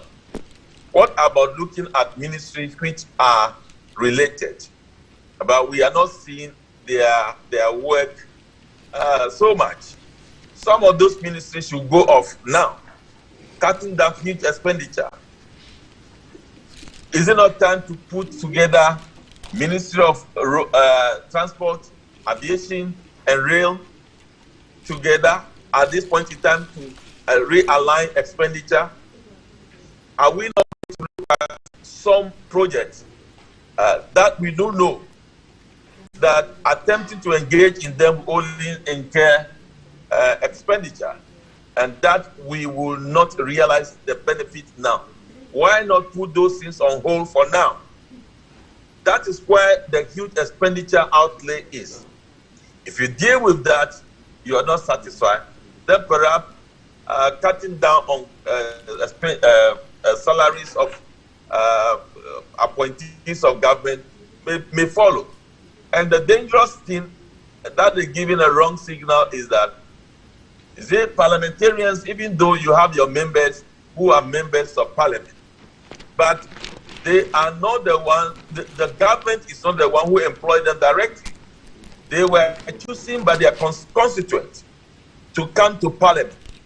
So for you to direct that they are also to experience cut in their salary, if that parliamentarians allow that to happen, then it is possible they can escalate that to government workers. And I believe that will be met with some resistance. So that was just going to be my next question. That do you see members of parliament coming up to fight this, especially when there have been calls from members of the public that if everybody is feeling the pinch or the hardship that some say we are all experiencing, then everyone should also make concessions to bring us back to where we expect to be. Will those be something you would like to speak to? That is why I'm saying, if you do the diagnosis well, and you bring first thing first, and you are not satisfied, you can engage others to see if they can see it off. For example, we had the council decided that they want to cut their allowances by 20% or so. It is not directed by government. So government cannot direct parliamentarians that we are cutting your salary. That is inappropriate. And when that happens, the point I'm making is that government can escalate it to anybody that is on government payroll, and I believe that will be very painful. And remember, you see, when we say we are sacrificing with numerous taxes, we are sacrificing with increase in fuel prices, etc. So it does not necessarily mean cutting further the salaries of people that make the sacrifice. But of course, government can engage workers who may understand the need to sacrifice further. But this kind of imposition will only receive resistance. Of course, if those who are appointees, direct appointees of government, are called upon by the one who appointed them to cut down their salaries by 30%, that is a matter they can treat in-house. But escalating it to where your hands should not go easily unless through negotiation or consultation, we have to be careful. So let's play an assumption game here. If this should go ahead and should 30% of the salaries of government appointees be cut, how much are we able to gauge how much that would bring into the government's coffers? Perhaps that is the detail. That is one of the details that the finance minister may give us, and that is his job to do. I'm going to go back to the issue of the depreciation of the cedi, and I'll pick your thoughts on the black market exchanges. Do you think those are also partly to blame for the kind of weight we are seeing being pitted against Ghana's currency? Well, I think those in the black market, they only provide a supporting role to help people trade in currency. Unless they are engaged in something that is irregular, unregulated, as it is. But the truth is, most traders go to these people for their foreign currency. Most traders will easily go to them. So they support the economy one way or the other, even though they are not regulated. It is the duty of the regulator to bring all those people into the regulation ambit. But we shouldn't forget about the role they play in making easy access to foreign currency to our traders across the country. Now, let's go back to the issue of fuel prices. With this $2 billion that's being expected to be injected into the economy, would we expect those to affect fuel prices? Would they come down a notch?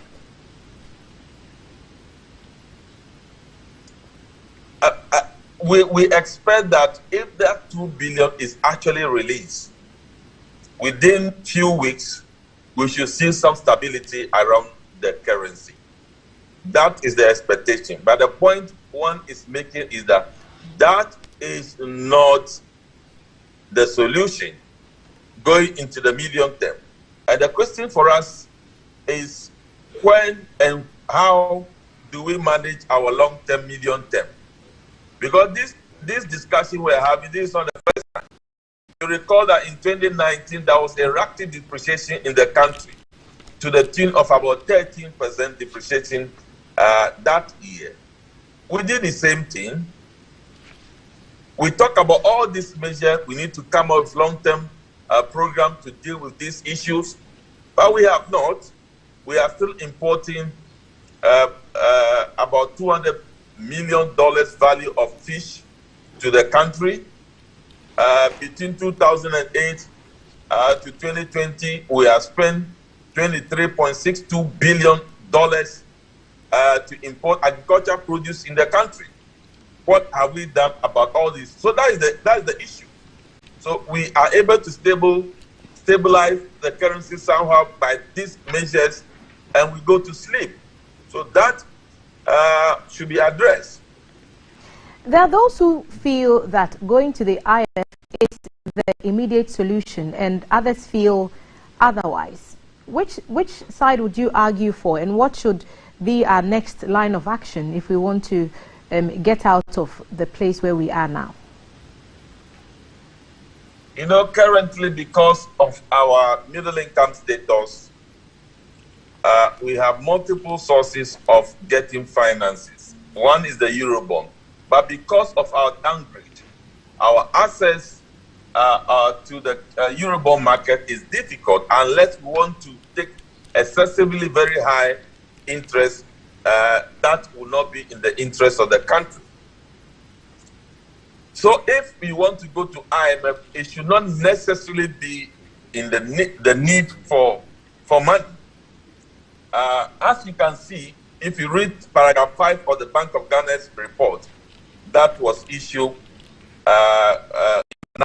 policy rate, it clearly indicates that consumer confidence is low, and the confidence by business environment is very low.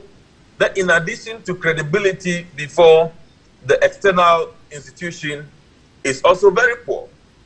So people go to IMF because they want credibility for their program to recover.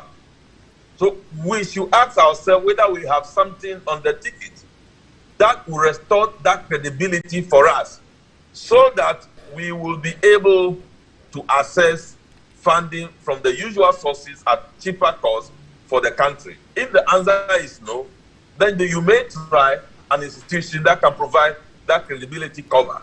And normally that will be IMF. So I will not say go or don't go. I am saying that you are suffering credibility problem. You are suffering from confidence from both businesses and consumers. What do you do to restore confidence? Will IMF help? If the answer is yes, you can choose it. Prof. Gachi, would you also be able to speak on whether or not the government proposals to improve revenue mobilization locally would be the way to go? For example, the e-levy has been a very thorny issue.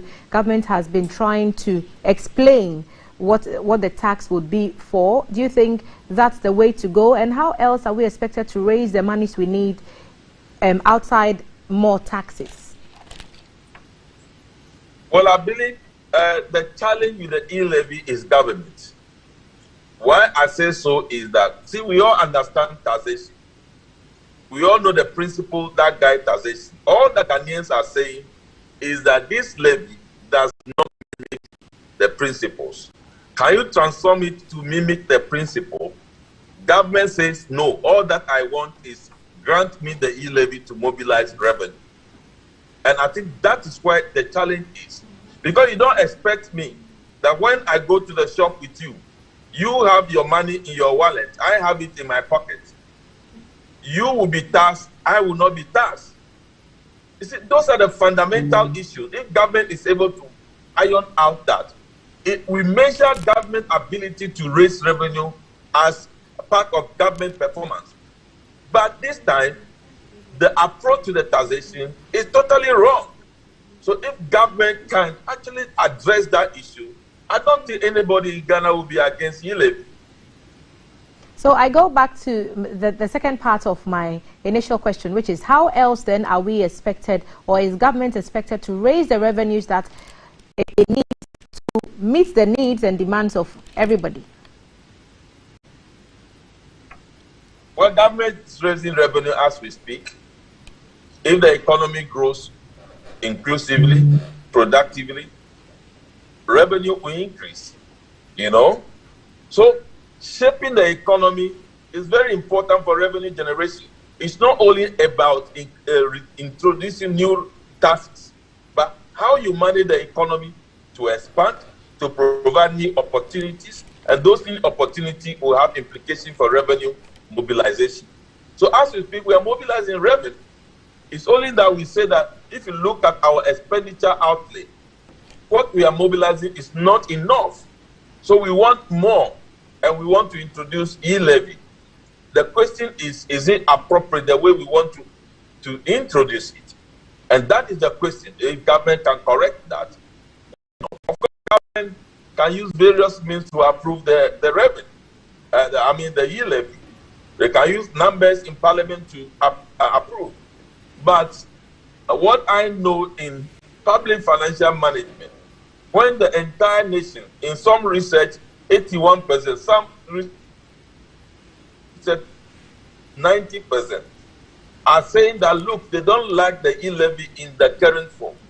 And you go ahead to implement it. There are consequences to that. So it's just a matter of government doing the cost-benefit as a government. We'll be wrapping up very shortly. What areas would you think demanded the most immediate attention ahead of the finance minister's address this afternoon?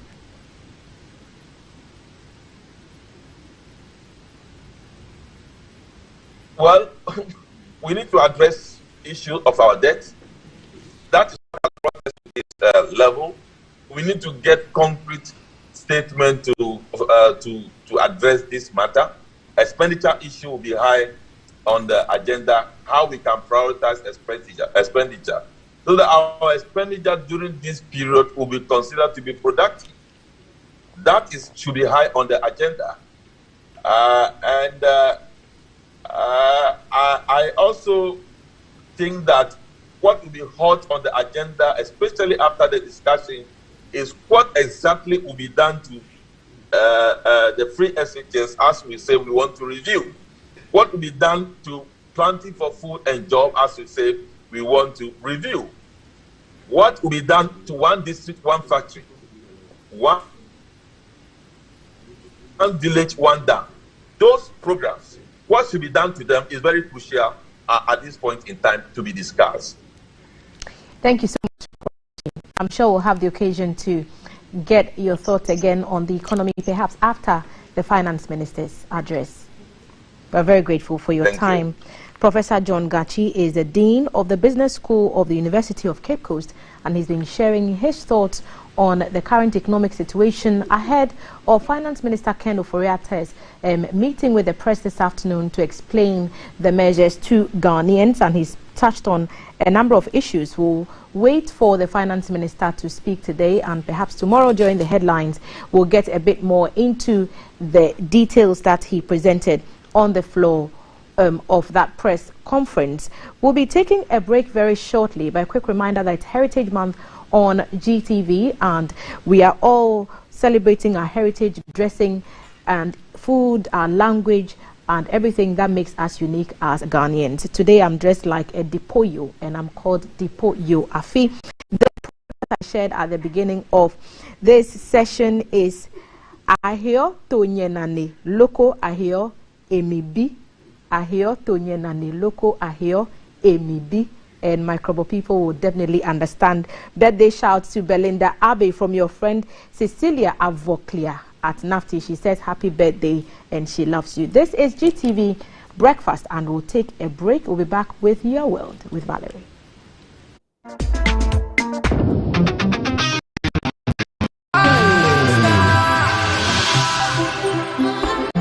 And they call me UJ.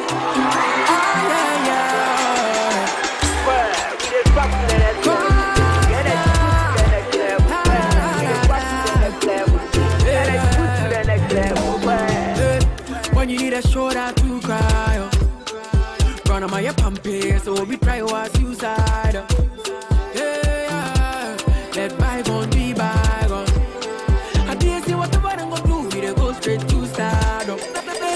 And I'll take you to next level. Oh, my baby, oh yeah, yeah, yeah. The energy next level. But baby, oh yeah, yeah, yeah. I'll take you to next level. Oh, my baby, oh yeah, yeah, yeah.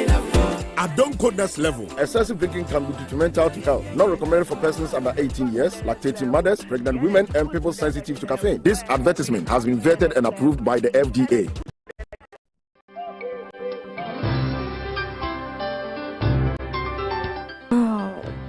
Today has been extra sweet, and the way he looks at me. I have done everything by the book. It's on. Hey, but I have to get some condoms, Charlie.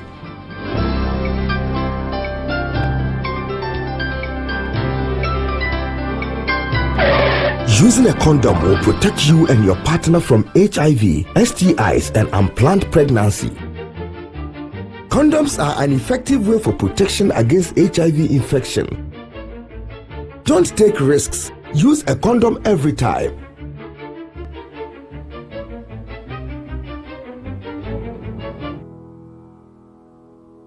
Always come prepared. This advert is brought to you by the Ghana AIDS Commission and Ghana Health Service.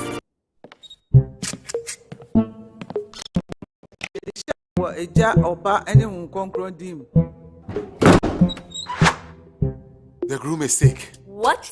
Malaria. Malaria.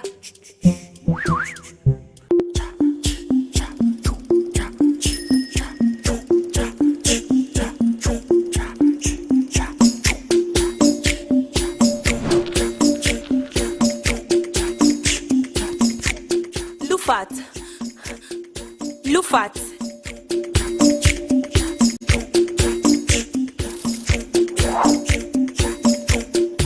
Injija woman malaria and kawon to them. Lufat, a malaria drop a cope. And now you may kiss the bride. Entrance Pharmaceuticals and Research Center. And I Lufat. Lufat, a two malaria sententem. FDA, Ashasa, a Jedi in Kratoi Ajatus. From 1921 to 2021, the journey to our centenary has been amazingly worthy. Azar Group is 100 years and continues to achieve greatness. Main brands which were in the company are Azar Tex, which is an emulsion paint, texture paints, which we were the first people to produce it in Ghana, and Azar Gloss, which is oil paint. We were the first people to produce the carpenter's glue. Now we have new products like silicone paint. Join Azar Group celebrate 100 years and to create another brilliant 100 years together. Hey, tell me what? Tell me what? Hey, tell me what? Tell me, beer. Bema wa worry me. Watch me young pon 1 week, Mr. WBT. Oh, now who papa? Yes. Oga, now then. Senior, name me new ma. Cut down, my business is a collapse. I'm out of balance. So we take quick credit in Ghana. Quick credit? Yes, quick credit. Who pesika?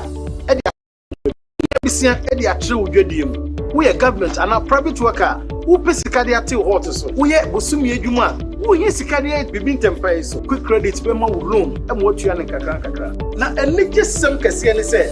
A collateral free loaner, susu, savings, account opening, and a deposit as MBL.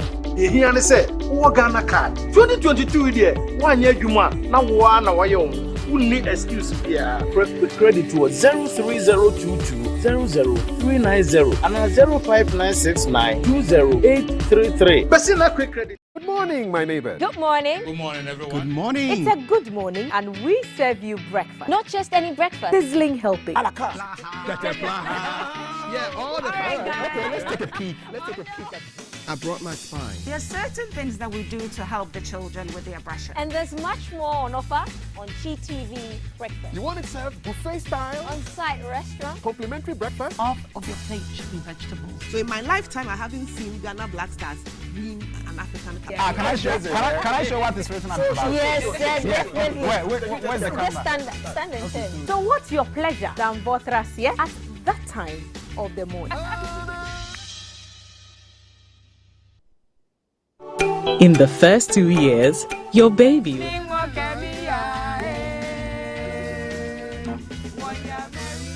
So never skip breakfast. On GTV Breakfast. From Monday to Friday at 6 a.m. We've got you covered with a trusted team.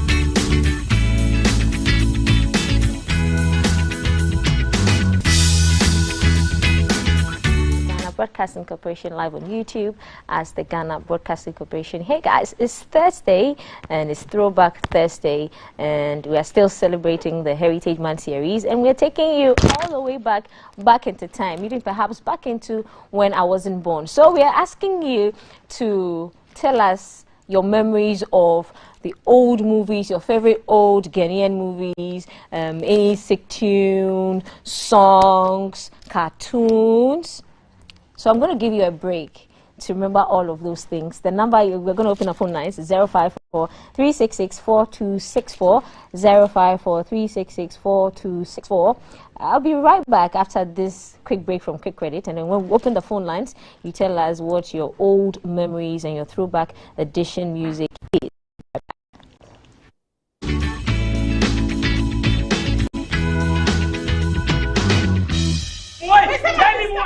Hey, tell me what? Tell me, beer. They ma worry me. Watch me, you come one with Mr. WBT. Oh, now who Hey, Buga, Nade. Senior, Nicolas, I'm out some pounds. So we take quick credit, Inka. Quick credit? Yes, quick credit. Who pesika? Eddie Astati, you may be. We here be seen Eddie Atru, you we are government and a private worker. Who pesika dia till hot so. We are Busumi Juma.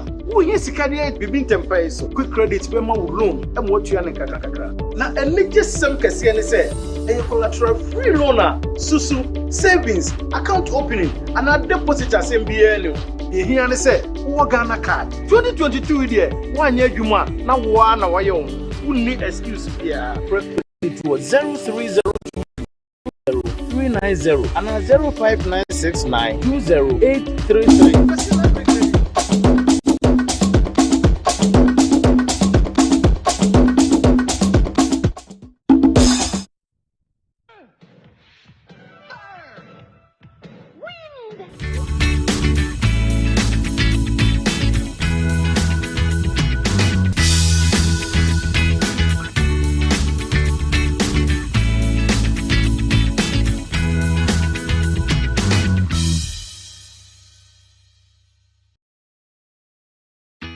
Live from GBC Studio 1, this is the Breakfast Show.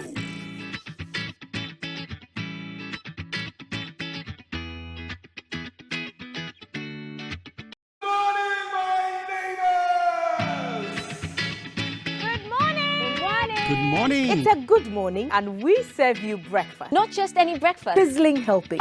And there's much more on offer on GTV Breakfast. So what's your pleasure? Danvotrasia at that time of the morning. You want it served buffet style, complimentary breakfast? On-site restaurant. Or room service? We've got you covered. From Monday to Friday at 6 a.m. Come on! Okay, so the power is yours. You should bring it back. We want to sing along with it. Okay, bring we it want back. to sing along with it. Bring it back. Please, producers, it's a throwback edition, guys. Back. Bring it back. The number to call is 054-366. Bring it back. 4264. It's back. Is it there? It's back. I can't even hear them. Volume. Go to the beginning. Down to 0.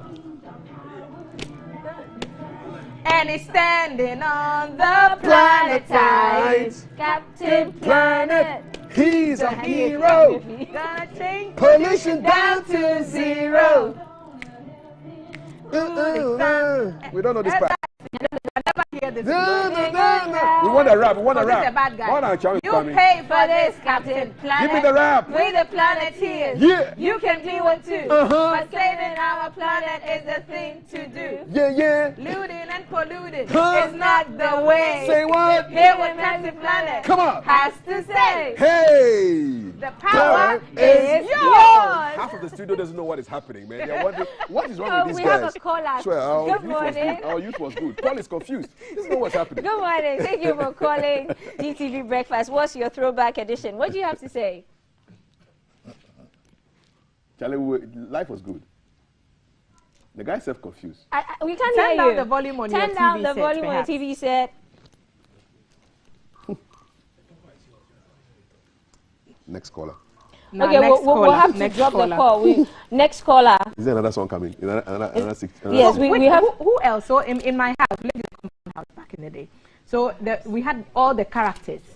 There was somebody who was Kwame. There was somebody who was, all the Planeteers. And anytime we played around. Everyone just had to remember this particular place. So you have to remember and say, wind, what? Everyone was a character. Go! I think everybody was infected with the Captain Planet bag. Everyone was. I liked Gaia. Gaia was the spirit. Yes, I named one of my dogs Gaia. Oh. Okay, thank you for calling GTV Breakfast. It's our throwback edition. What can you tell us? Hello. Hi. What's your name? You guys on the show are very fantastic. Thank you. Thank you. The song you just sang immediately, I think you guys can do something on your own. Even apart from the journalism, I see some brightness in you. You people can do something. I like the man in the middle. So the man in the middle. Thank you. Right, thank you for calling us. Yeah. The man in the middle. The man in the middle. The man in the middle. The meat in the sandwich. Yeah, so we're going to bring up a couple of other throwback stuff. You're going to enjoy this. There's one coming up pretty shortly. In a few seconds, there's one coming up. And if you call us, the next caller, we're going to play something, and then you tell us what your memories are of what we are going to play. And it's coming up shortly now, actually now on your screens.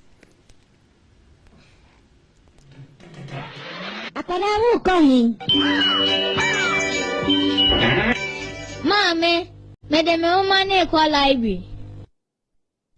Yeah, Mom, what you mention? I got a crown and a yen in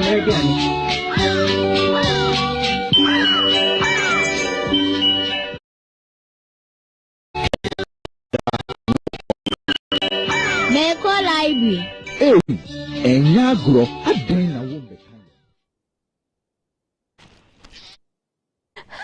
Akola, go ahead. You guys, I'm so sorry. There's something behind in studio. We have someone in studio. He looks exactly like the Akola Gohi guy. We have a caller. Thank you. Good morning, caller. What's your name? Where are you calling us from? He's gone. Oh, he's gone. And so we are bringing Akola Gohi. We are bringing it back. The hashtag to follow is GTV Breakfast. The number to call is 054 366 4264. Wait for the. We go gay software. Debbie, Mempemubia. Who dear software? Yen juice kibia. Aba. Ye will be a free. Visit Debbie, I fed your moonshine.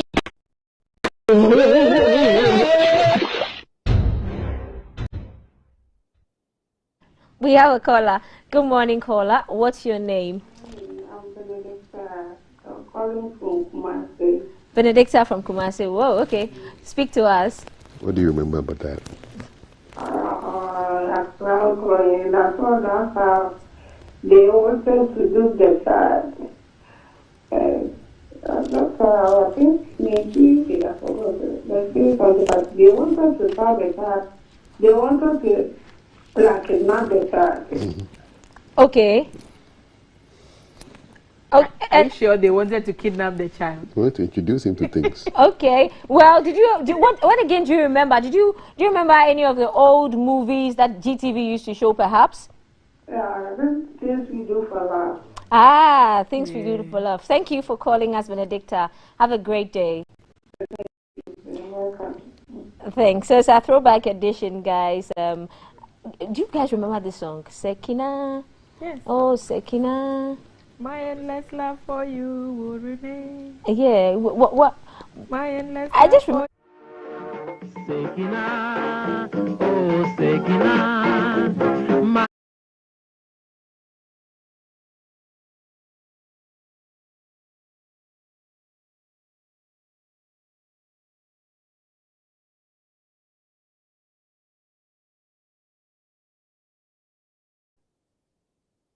of the Nico part. It's a love song. So the Nico part will come back. We have a caller. Good morning. Thank you for calling us. What's your name? I'm Abigail calling from nowhere. Okay, Abigail. Share with us some of your throwback memories. By the firefight, my little colonel biology. Yeah. Yes, biology. I missed it. Oh. And this, I don't call it that policeman. Inspector Bediako. Inspector Bediako. We missed it. We love you. I like your outfit. Thank you. It's by Rich Cultural. Follow her on Instagram and Facebook. Thank you for calling us. You're welcome. Okay, so we have to bring back that song. Nico, we're at that point. So yeah, it's coming back on your screens now.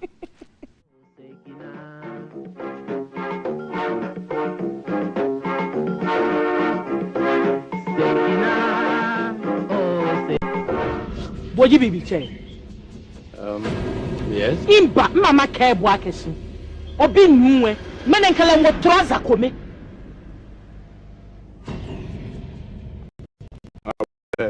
Since you have visitors, may I beg to take leave? No, Mr. Blagoji, please stay. You know, this is a very important subject, and two heads are better than one. I've been confused about this case myself, and your presence here suits me very well. Young woman, are you claiming that BB is responsible for this pregnancy? Yes, it's BB alone, it's my jolly. Remo Blofo.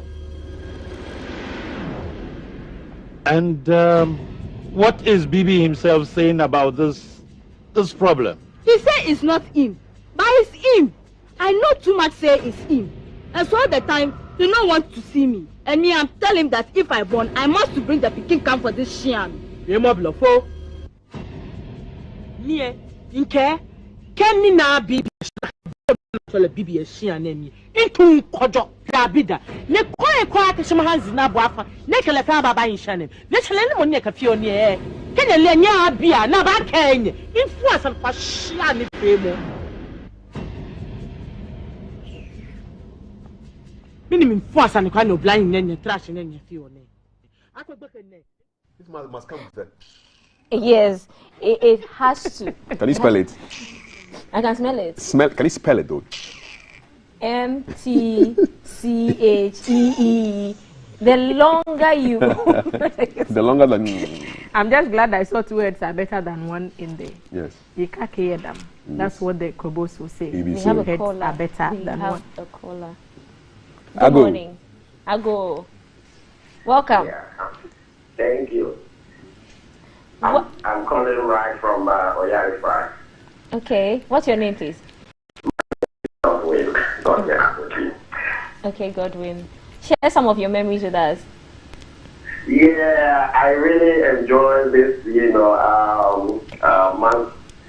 But what I recall is this program, this movie, I Told You So.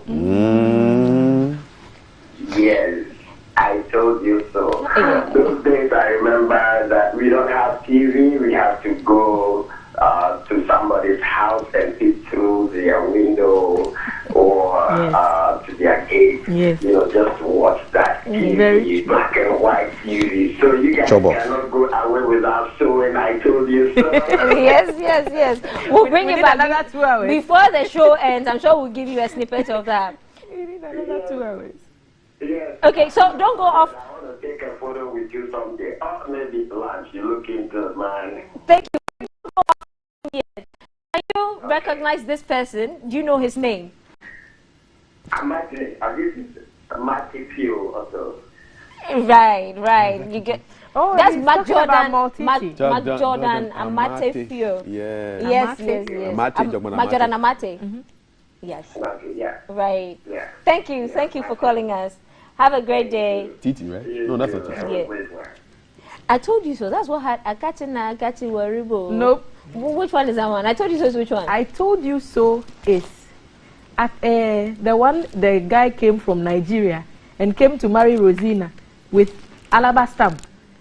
And they were asking her, Enyimino. Also, bravo. You all need to watch more movies. Can't you remember? He had an egg and said, I am still using the triple condition of my cratchy powers. Then Alaba stamp will say, you people don't watch movies. Okay, yeah. We have a caller. Thank you for calling us. The hashtag is GTV Breakfast. Share some of your memories with us, please. Okay. I used to watch Bortelli. Bitter Widow. Okay. Okay. And then Bortelli. This song, Send Your Girl Child to School. Send your child to school. Yeah. Child to school. Oh, can you sing? Can you sing it? See, they laugh you. My voice is not good, so it's like all of us. Yeah, we'll help you. Begin. We'll help you. I don't wanna. Okay, can you identify the man on the screen? Can you recognize him? Do you know his name?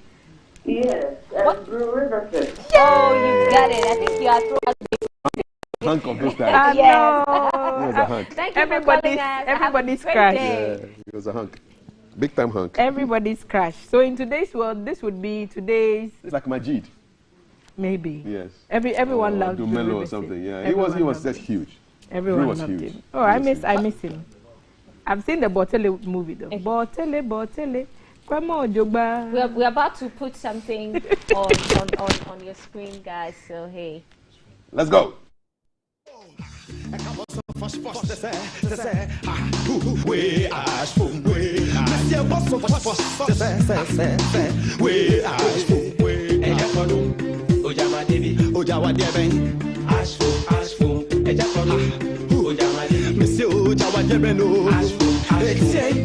It's true. I swear my father can't tell me. You only pay here was at this. Did you be fra? Did you didn't better? I didn't was me and name Paso. We was here for Munkamo. Munkope Ashfo. Yahoto. Nancy. That form. A Jawajo. What is she about? Wow. We have a baby locks. Yes. Baby locks. Don't ignore TikTok. Baby face TikTok. TikTok. He's not tick. He's not tick. The tack has gone. We have a caller. Thank you for calling and share some of your memories with us. Yeah, good morning. Good morning. My name is Wisdom. Your name is what? Pardon? Wisdom. Wisdom. Right, Wisdom, yes. Share some memories with us. Okay, actually back those days, I do watch Indie Coco. E.D. Coco. Okay. Do you remember any of the movies that he was in? Is that? Which of his movies do you remember the most? Your favorite? Oh, there you. That's E.D. Coco? Yeah. Do you recognize the man on your screen? What's his real name? What's E.D. Coco's I'm not. I can't tell. real name? Augustine Abbey is his name. Augustine Abbey is his name. Okay? Comedy, right? Thank you for Comedy. calling us. So yes, these that's people comedy. blazed the trail for comedy. Yeah, and so they did so well. I remember one I watched and E.D. Coco went and hid in this barrel. Somebody came and poured water on him and he had to just pop out and say, those are the days. So these are the ancestors of DKB and things, right? I tell you. Yeah. Guys, where's Diabolo? Diabolo That was I didn't like that man. Bob Smith. Disclaimer, Bob Smith was not my friend. Yeah. Anytime I heard pow, I just wanted to run. He was my I never area watched mate. any of the movies. Pow. He was my Because area it mate. means he's coming to turn into a snake. He was my area mate in Teshunuga. I would never have Everybody was been scared friends of him. with him. People are so scared of him. He's a snake man. Why would a snake man be your friend?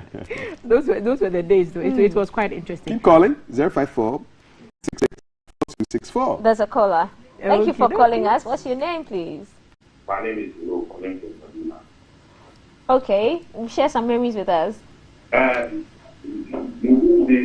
from the hospital, we have this now one to that forget the name.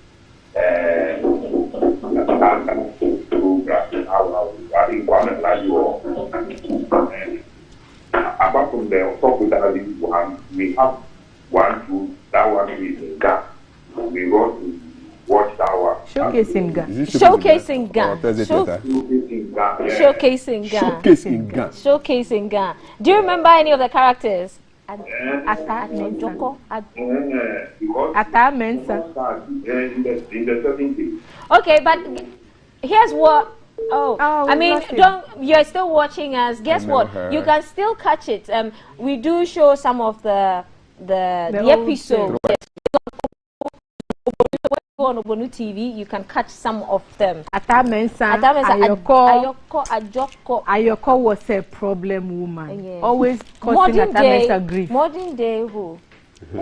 We in a movie industry in Ghana, like Susie Williams. No, Susie was doing Chewa. Yes, maybe Chewa. Yes, maybe Chewa. Maybe Nigerians would say Patience Ozoko. Maybe Ozoko, maybe. Because she was very problematic. Oh, she worried at times. And we have another call. I was going to say something about Pusha and how he's evolved. So before we talk about Pusha, we have another caller. Thank you for calling us. What's your throwback memory? Share with us, please. My name is Imamba. I'm calling from Spencer. Okay. Share some memories with us. Please, I really miss this show. We normally call it cantata. Hey, cantata. Yeah. They'll sing and then they'll act. Yes, act and then yes, sing. yes.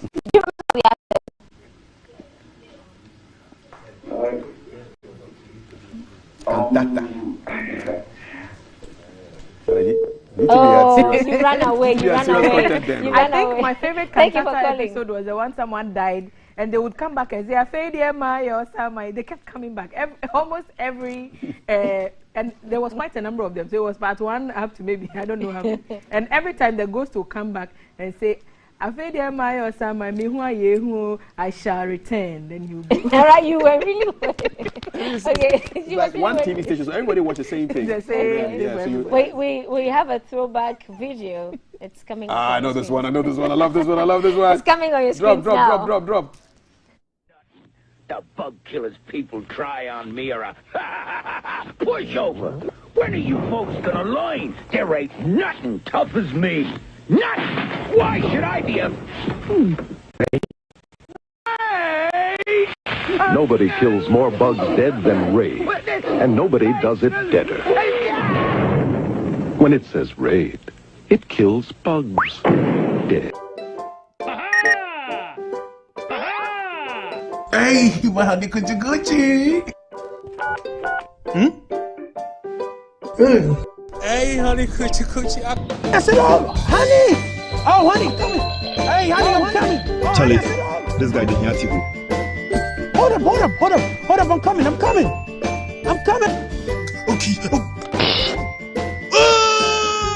Jesus. Oh, honey. Huh?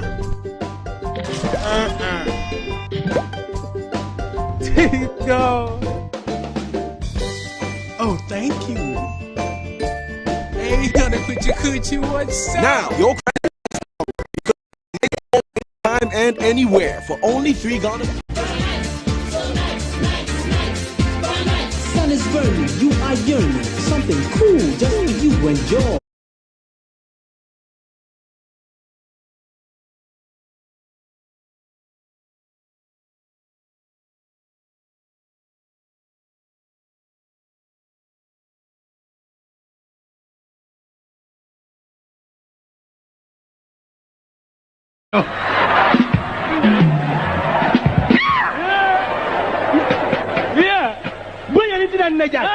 Now, bring any song about Sakofa. Ah, she bring in come to your natural self. To a woman being hot, no matter my idea. Ah, come on. Anybody tell you, I think, yes, and yet. Annie Coochie. Can we just start from the Bakela? That Raid advert was so kills bad. You guys remember? It's a good life. Open up a club. It's a club advert long ago in this like 70s, 80s. What's the earliest? Okay, we have a caller. Okay. Thank you for calling us. Good morning. Good morning. Share some memories with us. Good morning. Oh. Morning, we like your voice. Hi. How are you? Yes, I remember that I think Pioneer News. That do a Pioneer News. That was my achievement. You Pioneer Papa would need to make it in Pioneer News that a roommate. Per Papa near more you need to book it. In per years in the man's also, and the hammer about that what it gives you. No bed. No bed. Pioneer News, so Papa. And there was 8 committee advert. Oh, yes, I want that song. Oh, Protect yourself. But yes, protect yourself. The deaf and dumb. Yes. Yes. Protect yourself. Wise up, protect yourself. Yes. Yeah. Can you play that rapper quite here? We have to find it in our archives. We are.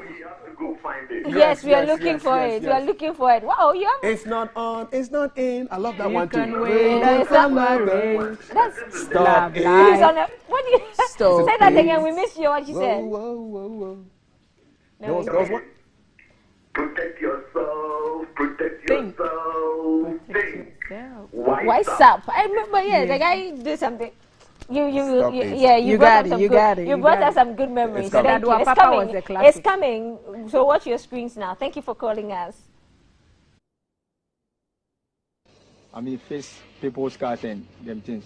If the job, if you look your eyes on it, always you go get more car to face. Saturday night, dear Charlie, I'll go out with my friends. We'll go chill out. For wife and kid, you know they now. That's why I dey use condom. I know say one day I go marriage and get pickings, but I won't learn the job. In life, you sometimes seem to be cruising along.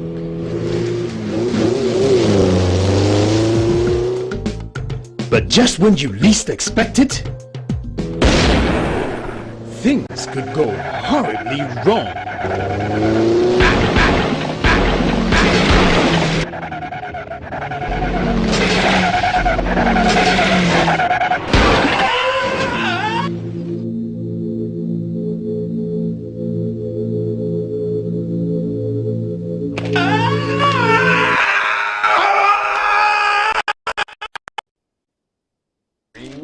We cushion you for life. We cushion you for life. See the power of jingles. You can still remember the music. I still 30, remember. 40 years ago. I still remember. You know? We are sending them the bill, by the way. Yeah. And you know, back in the day, the messages sank writing. Yes. Back in the day, they used to be advertise cigarettes. Because I remember. Okay, Embassy. we have a caller. I remember Embassy cigarettes. Yeah, on TV. You know? We have a caller. Thank you for calling us. What's your name, please? And share some memories with us. Please, I'm Richard from Sylvania. Please, good morning. Richard, share some memories. Yeah, please. What I remember is, please give me some more. Mortar Guinness. Oh, okay. Just give me some more. Give me some more. Right. And Michael Power. Ah, Michael Power, Guinness. Michael Power, yes, with a bucket. Yes, Guinness. Do you remember his split? He would jump in the air and just... Jericho. No. What's the title of that movie? No. My mom was in theater, guys. Okay. Do you remember the name of the movie? The one that has Akachina Akatiwaruko. Yeah, I think that's I think it was Kanana. Kanana was the name. Kanana is actually Kanana. It's Kanana. The title is not Akachina Akachi. The title is Kanana. Kanana. I bet you need to give me a prize for answering all this. You know too much. You try. You made me look like I wasn't watching TV back then, man. Maybe you weren't. I remember some old series, Julia. You remember Julia? No. Oh, okay. I'm older than you guys. No. TV theater we remember. Yeah, Ultimate Paradise we remember. Yes, Ultimate Paradise. Some can't keep trying to call and you'll get through eventually. People are just sending me private messages. I'm calling, but it's not coming through. Just keep singing along. It's okay. Tell her, give me Stop AIDS, Love Life, man. I want that one. Mr. My producer. What was your favorite advert back in the day? I had so many. Embassy, Club Beer. I love Vitamin A. That one was crazy. Vitamin B. Together we give you good vision, nutrition, and help your children have enough to go. We have a caller. Convertible to energy. Vitamin D. Rest in peace, KK Duya. And oh man, they made that happen. Apietis used to work with the producer who made that jingle. Good morning, caller. Nice. Thank you for calling us. Share some memories with us. Yeah, hello, I'm Frederick. Good morning. Good morning. Good morning. Yeah, I do record this movie. I told you so. Yeah. I told you so. Nice one. Yeah. Nice one. It's a classic. Right. Nice do you remember any of the old adverts that used to run on GTV? Adverts? Yes. Do I know what? Some of the old adverts, the ads that used to run on GTV. It's been about, so I don't recall. Okay, thank you for calling us. all counts. Nice one. Okay. Football made in Germany. Did you ever watch that? Football made in Germany. Long before La Liga, we had Transtel. Transtel used to give us football. So when it was time for sports highlights, yes, you would see some of those football made in games. Germany, Libaski and all those kind of people. And then talking point. Rummenigge. Yes. Talking point. Yes. Who is this? Who is this? Someone is coming on our screen. So our next caller, please identify who the person on our screen is. It's coming up now. Asamoah. Yurenchi? Okay. Calling from Asylum Dance. Yeah, Yurenchi. Who's on our screen? Yes! No, I thought it was Asamoah. Yes, it's him. Wow. Wow. Seeing cheekbones. Okay, Yurenchi, share some memories with us. Wow, what an afro. Hey. He said, he's coming. You used to have an exchange program with Germany. Yes. And they used to show the top classical musicians. Thank you. And one of them was Beethoven. Yes. You know that Beethoven is a black man. I read that recently, yes. He's black. He has black ancestry. When you did that, they never told us. Wow. And that's a lesson on the senior side. But there's no classical musicians are the top musicians in European history. Wow, we have to read about it. One of them, Beethoven. Beethoven. Von Beethoven. Yes. He was a black man. Ludwig van Beethoven. As brown as Thelma. As brown as Thelma. Thank you. Very kind. My royal brownness. Yes. Wait, don't go off the phone just yet. We are putting somebody on the screen and see if you can identify her. Oh, she was a diva back then. Do you know who this is? Oh, Charlie. Yurenchi, do you know who this is? She was a... Oh, Yurenchi's off. But this one was a diva back in her day. We were in Damascus together. For real? God rest her soul. Same year? She was a year ahead of me. So she completed a year earlier. She's as bubbly as you saw her on screen. Yeah. That's how she was when we were in Damascus. And I'm sure her mates miss her. I mean, the whole school misses her. She would have been all over. I used to see her as a diva. Like yes. she was a diva. If you think of Nana Mama Brown now, this is the she was the Nana Mama Brown of back then. Yes. She spoke so softly. Who be this? People just loved her. This is not Samoah? Samoah. Is it him? Yeah. And your dancer. Ooh. That's Bob Santo. That's my guy right there. That's Santo. Charlie, what kind of hair? So Bob Santo, Sika Sum Sum, concert part, everything. You know what? You know what did it for me with Santo? My former colleague at Choice FM. When I was at Choice, she was there. Mami Dokuno. Yeah, man. Yeah, throw it back. Who is this? Sammy B? This is Manifest. No! This is Manifest. I thought it was Sammy B. This is Manifest. Manifest. Nana Pedu? Is that a Pedu? Yes. Is that Pedu? Yeah. Blessed memory. Discovered at Akoso Japan. So you're answering your own question. Yes. More. Who is this? Fred Amugi. Hey, Fred Amugi. Yes, man. Man like Fred. Pat Thomas. Yes. You interviewed him. Yes. Looks so different from here. Yeah. Wow. He's not growing, is he? Nice. Now they should have thrown some of our old pictures and asked them to. No, please. Next week. I won the Tekwa. My mom was actually telling me, you know when you were 4 and they did the rights for you, we took some and we have some in our living room. So anyone who has visited me has seen those photos. So you should take it to work so that they put on the. I said, nah. No. I have one where I was wearing girl shoes. I was just wearing Pioto and a top and girl shoes. Okay. And the story is that I think my mother was expecting a girl after my big brother. Okay. And then she must have bought girls things ready. Okay. And then I arrived and then I opened my mouth. So you became mad. It was a boy said, no, you will still wear those shoes. Those shoes are expensive. If you see the shoes, it could be girl shoes. So, inside. Okay, I have this photo that never needs to come out. So this is me sitting on a swing with my open mouth with I just had 3 years. What to see? With 2 pigtails and the biggest slit and kababo. I don't know what my mother wanted to do to me. With ballet shoes. Cool. No way nobody's back in the day, if it was Christmas and you were a girl and they never bought you a dress that had a hat and a little bag on the side, do you even sleep the day before Christmas when there's a Christmas dress to wear the following day? Charlie, that's our show. Those were the days. Yeah. So soon. Yeah. It's 10 o'clock. Yes, 10. This is you guys. Stop that! Stop that! Stop that! Gotcha. Hey, how's that? Oh. You guys know who's on the screen. Final answer. What's your final answer? Somebody was sweating, man. Final answer. Final answer. Is that your final answer? This is my final answer. Without a beard. Very young chap. This is like 2010. You know, it's like 2010, 12 years ago, man.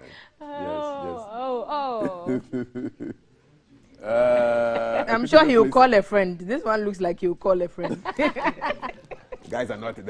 Right, guys? Yes, nice to we had to end with Cap. We had to put a first one on Cap. So, yeah, that's our show. And it's been an amazing couple of hours with you guys. Loved it. I love the throwback band. Yes. Really nice. Yes. Yeah. If you didn't go to... Hey, sunlight. Yeah, we want to wait. Sunlight. It was so soothing. Oh, this is beautiful. Sunlight. Oh, sunlight and water. Yes, sunlight and water.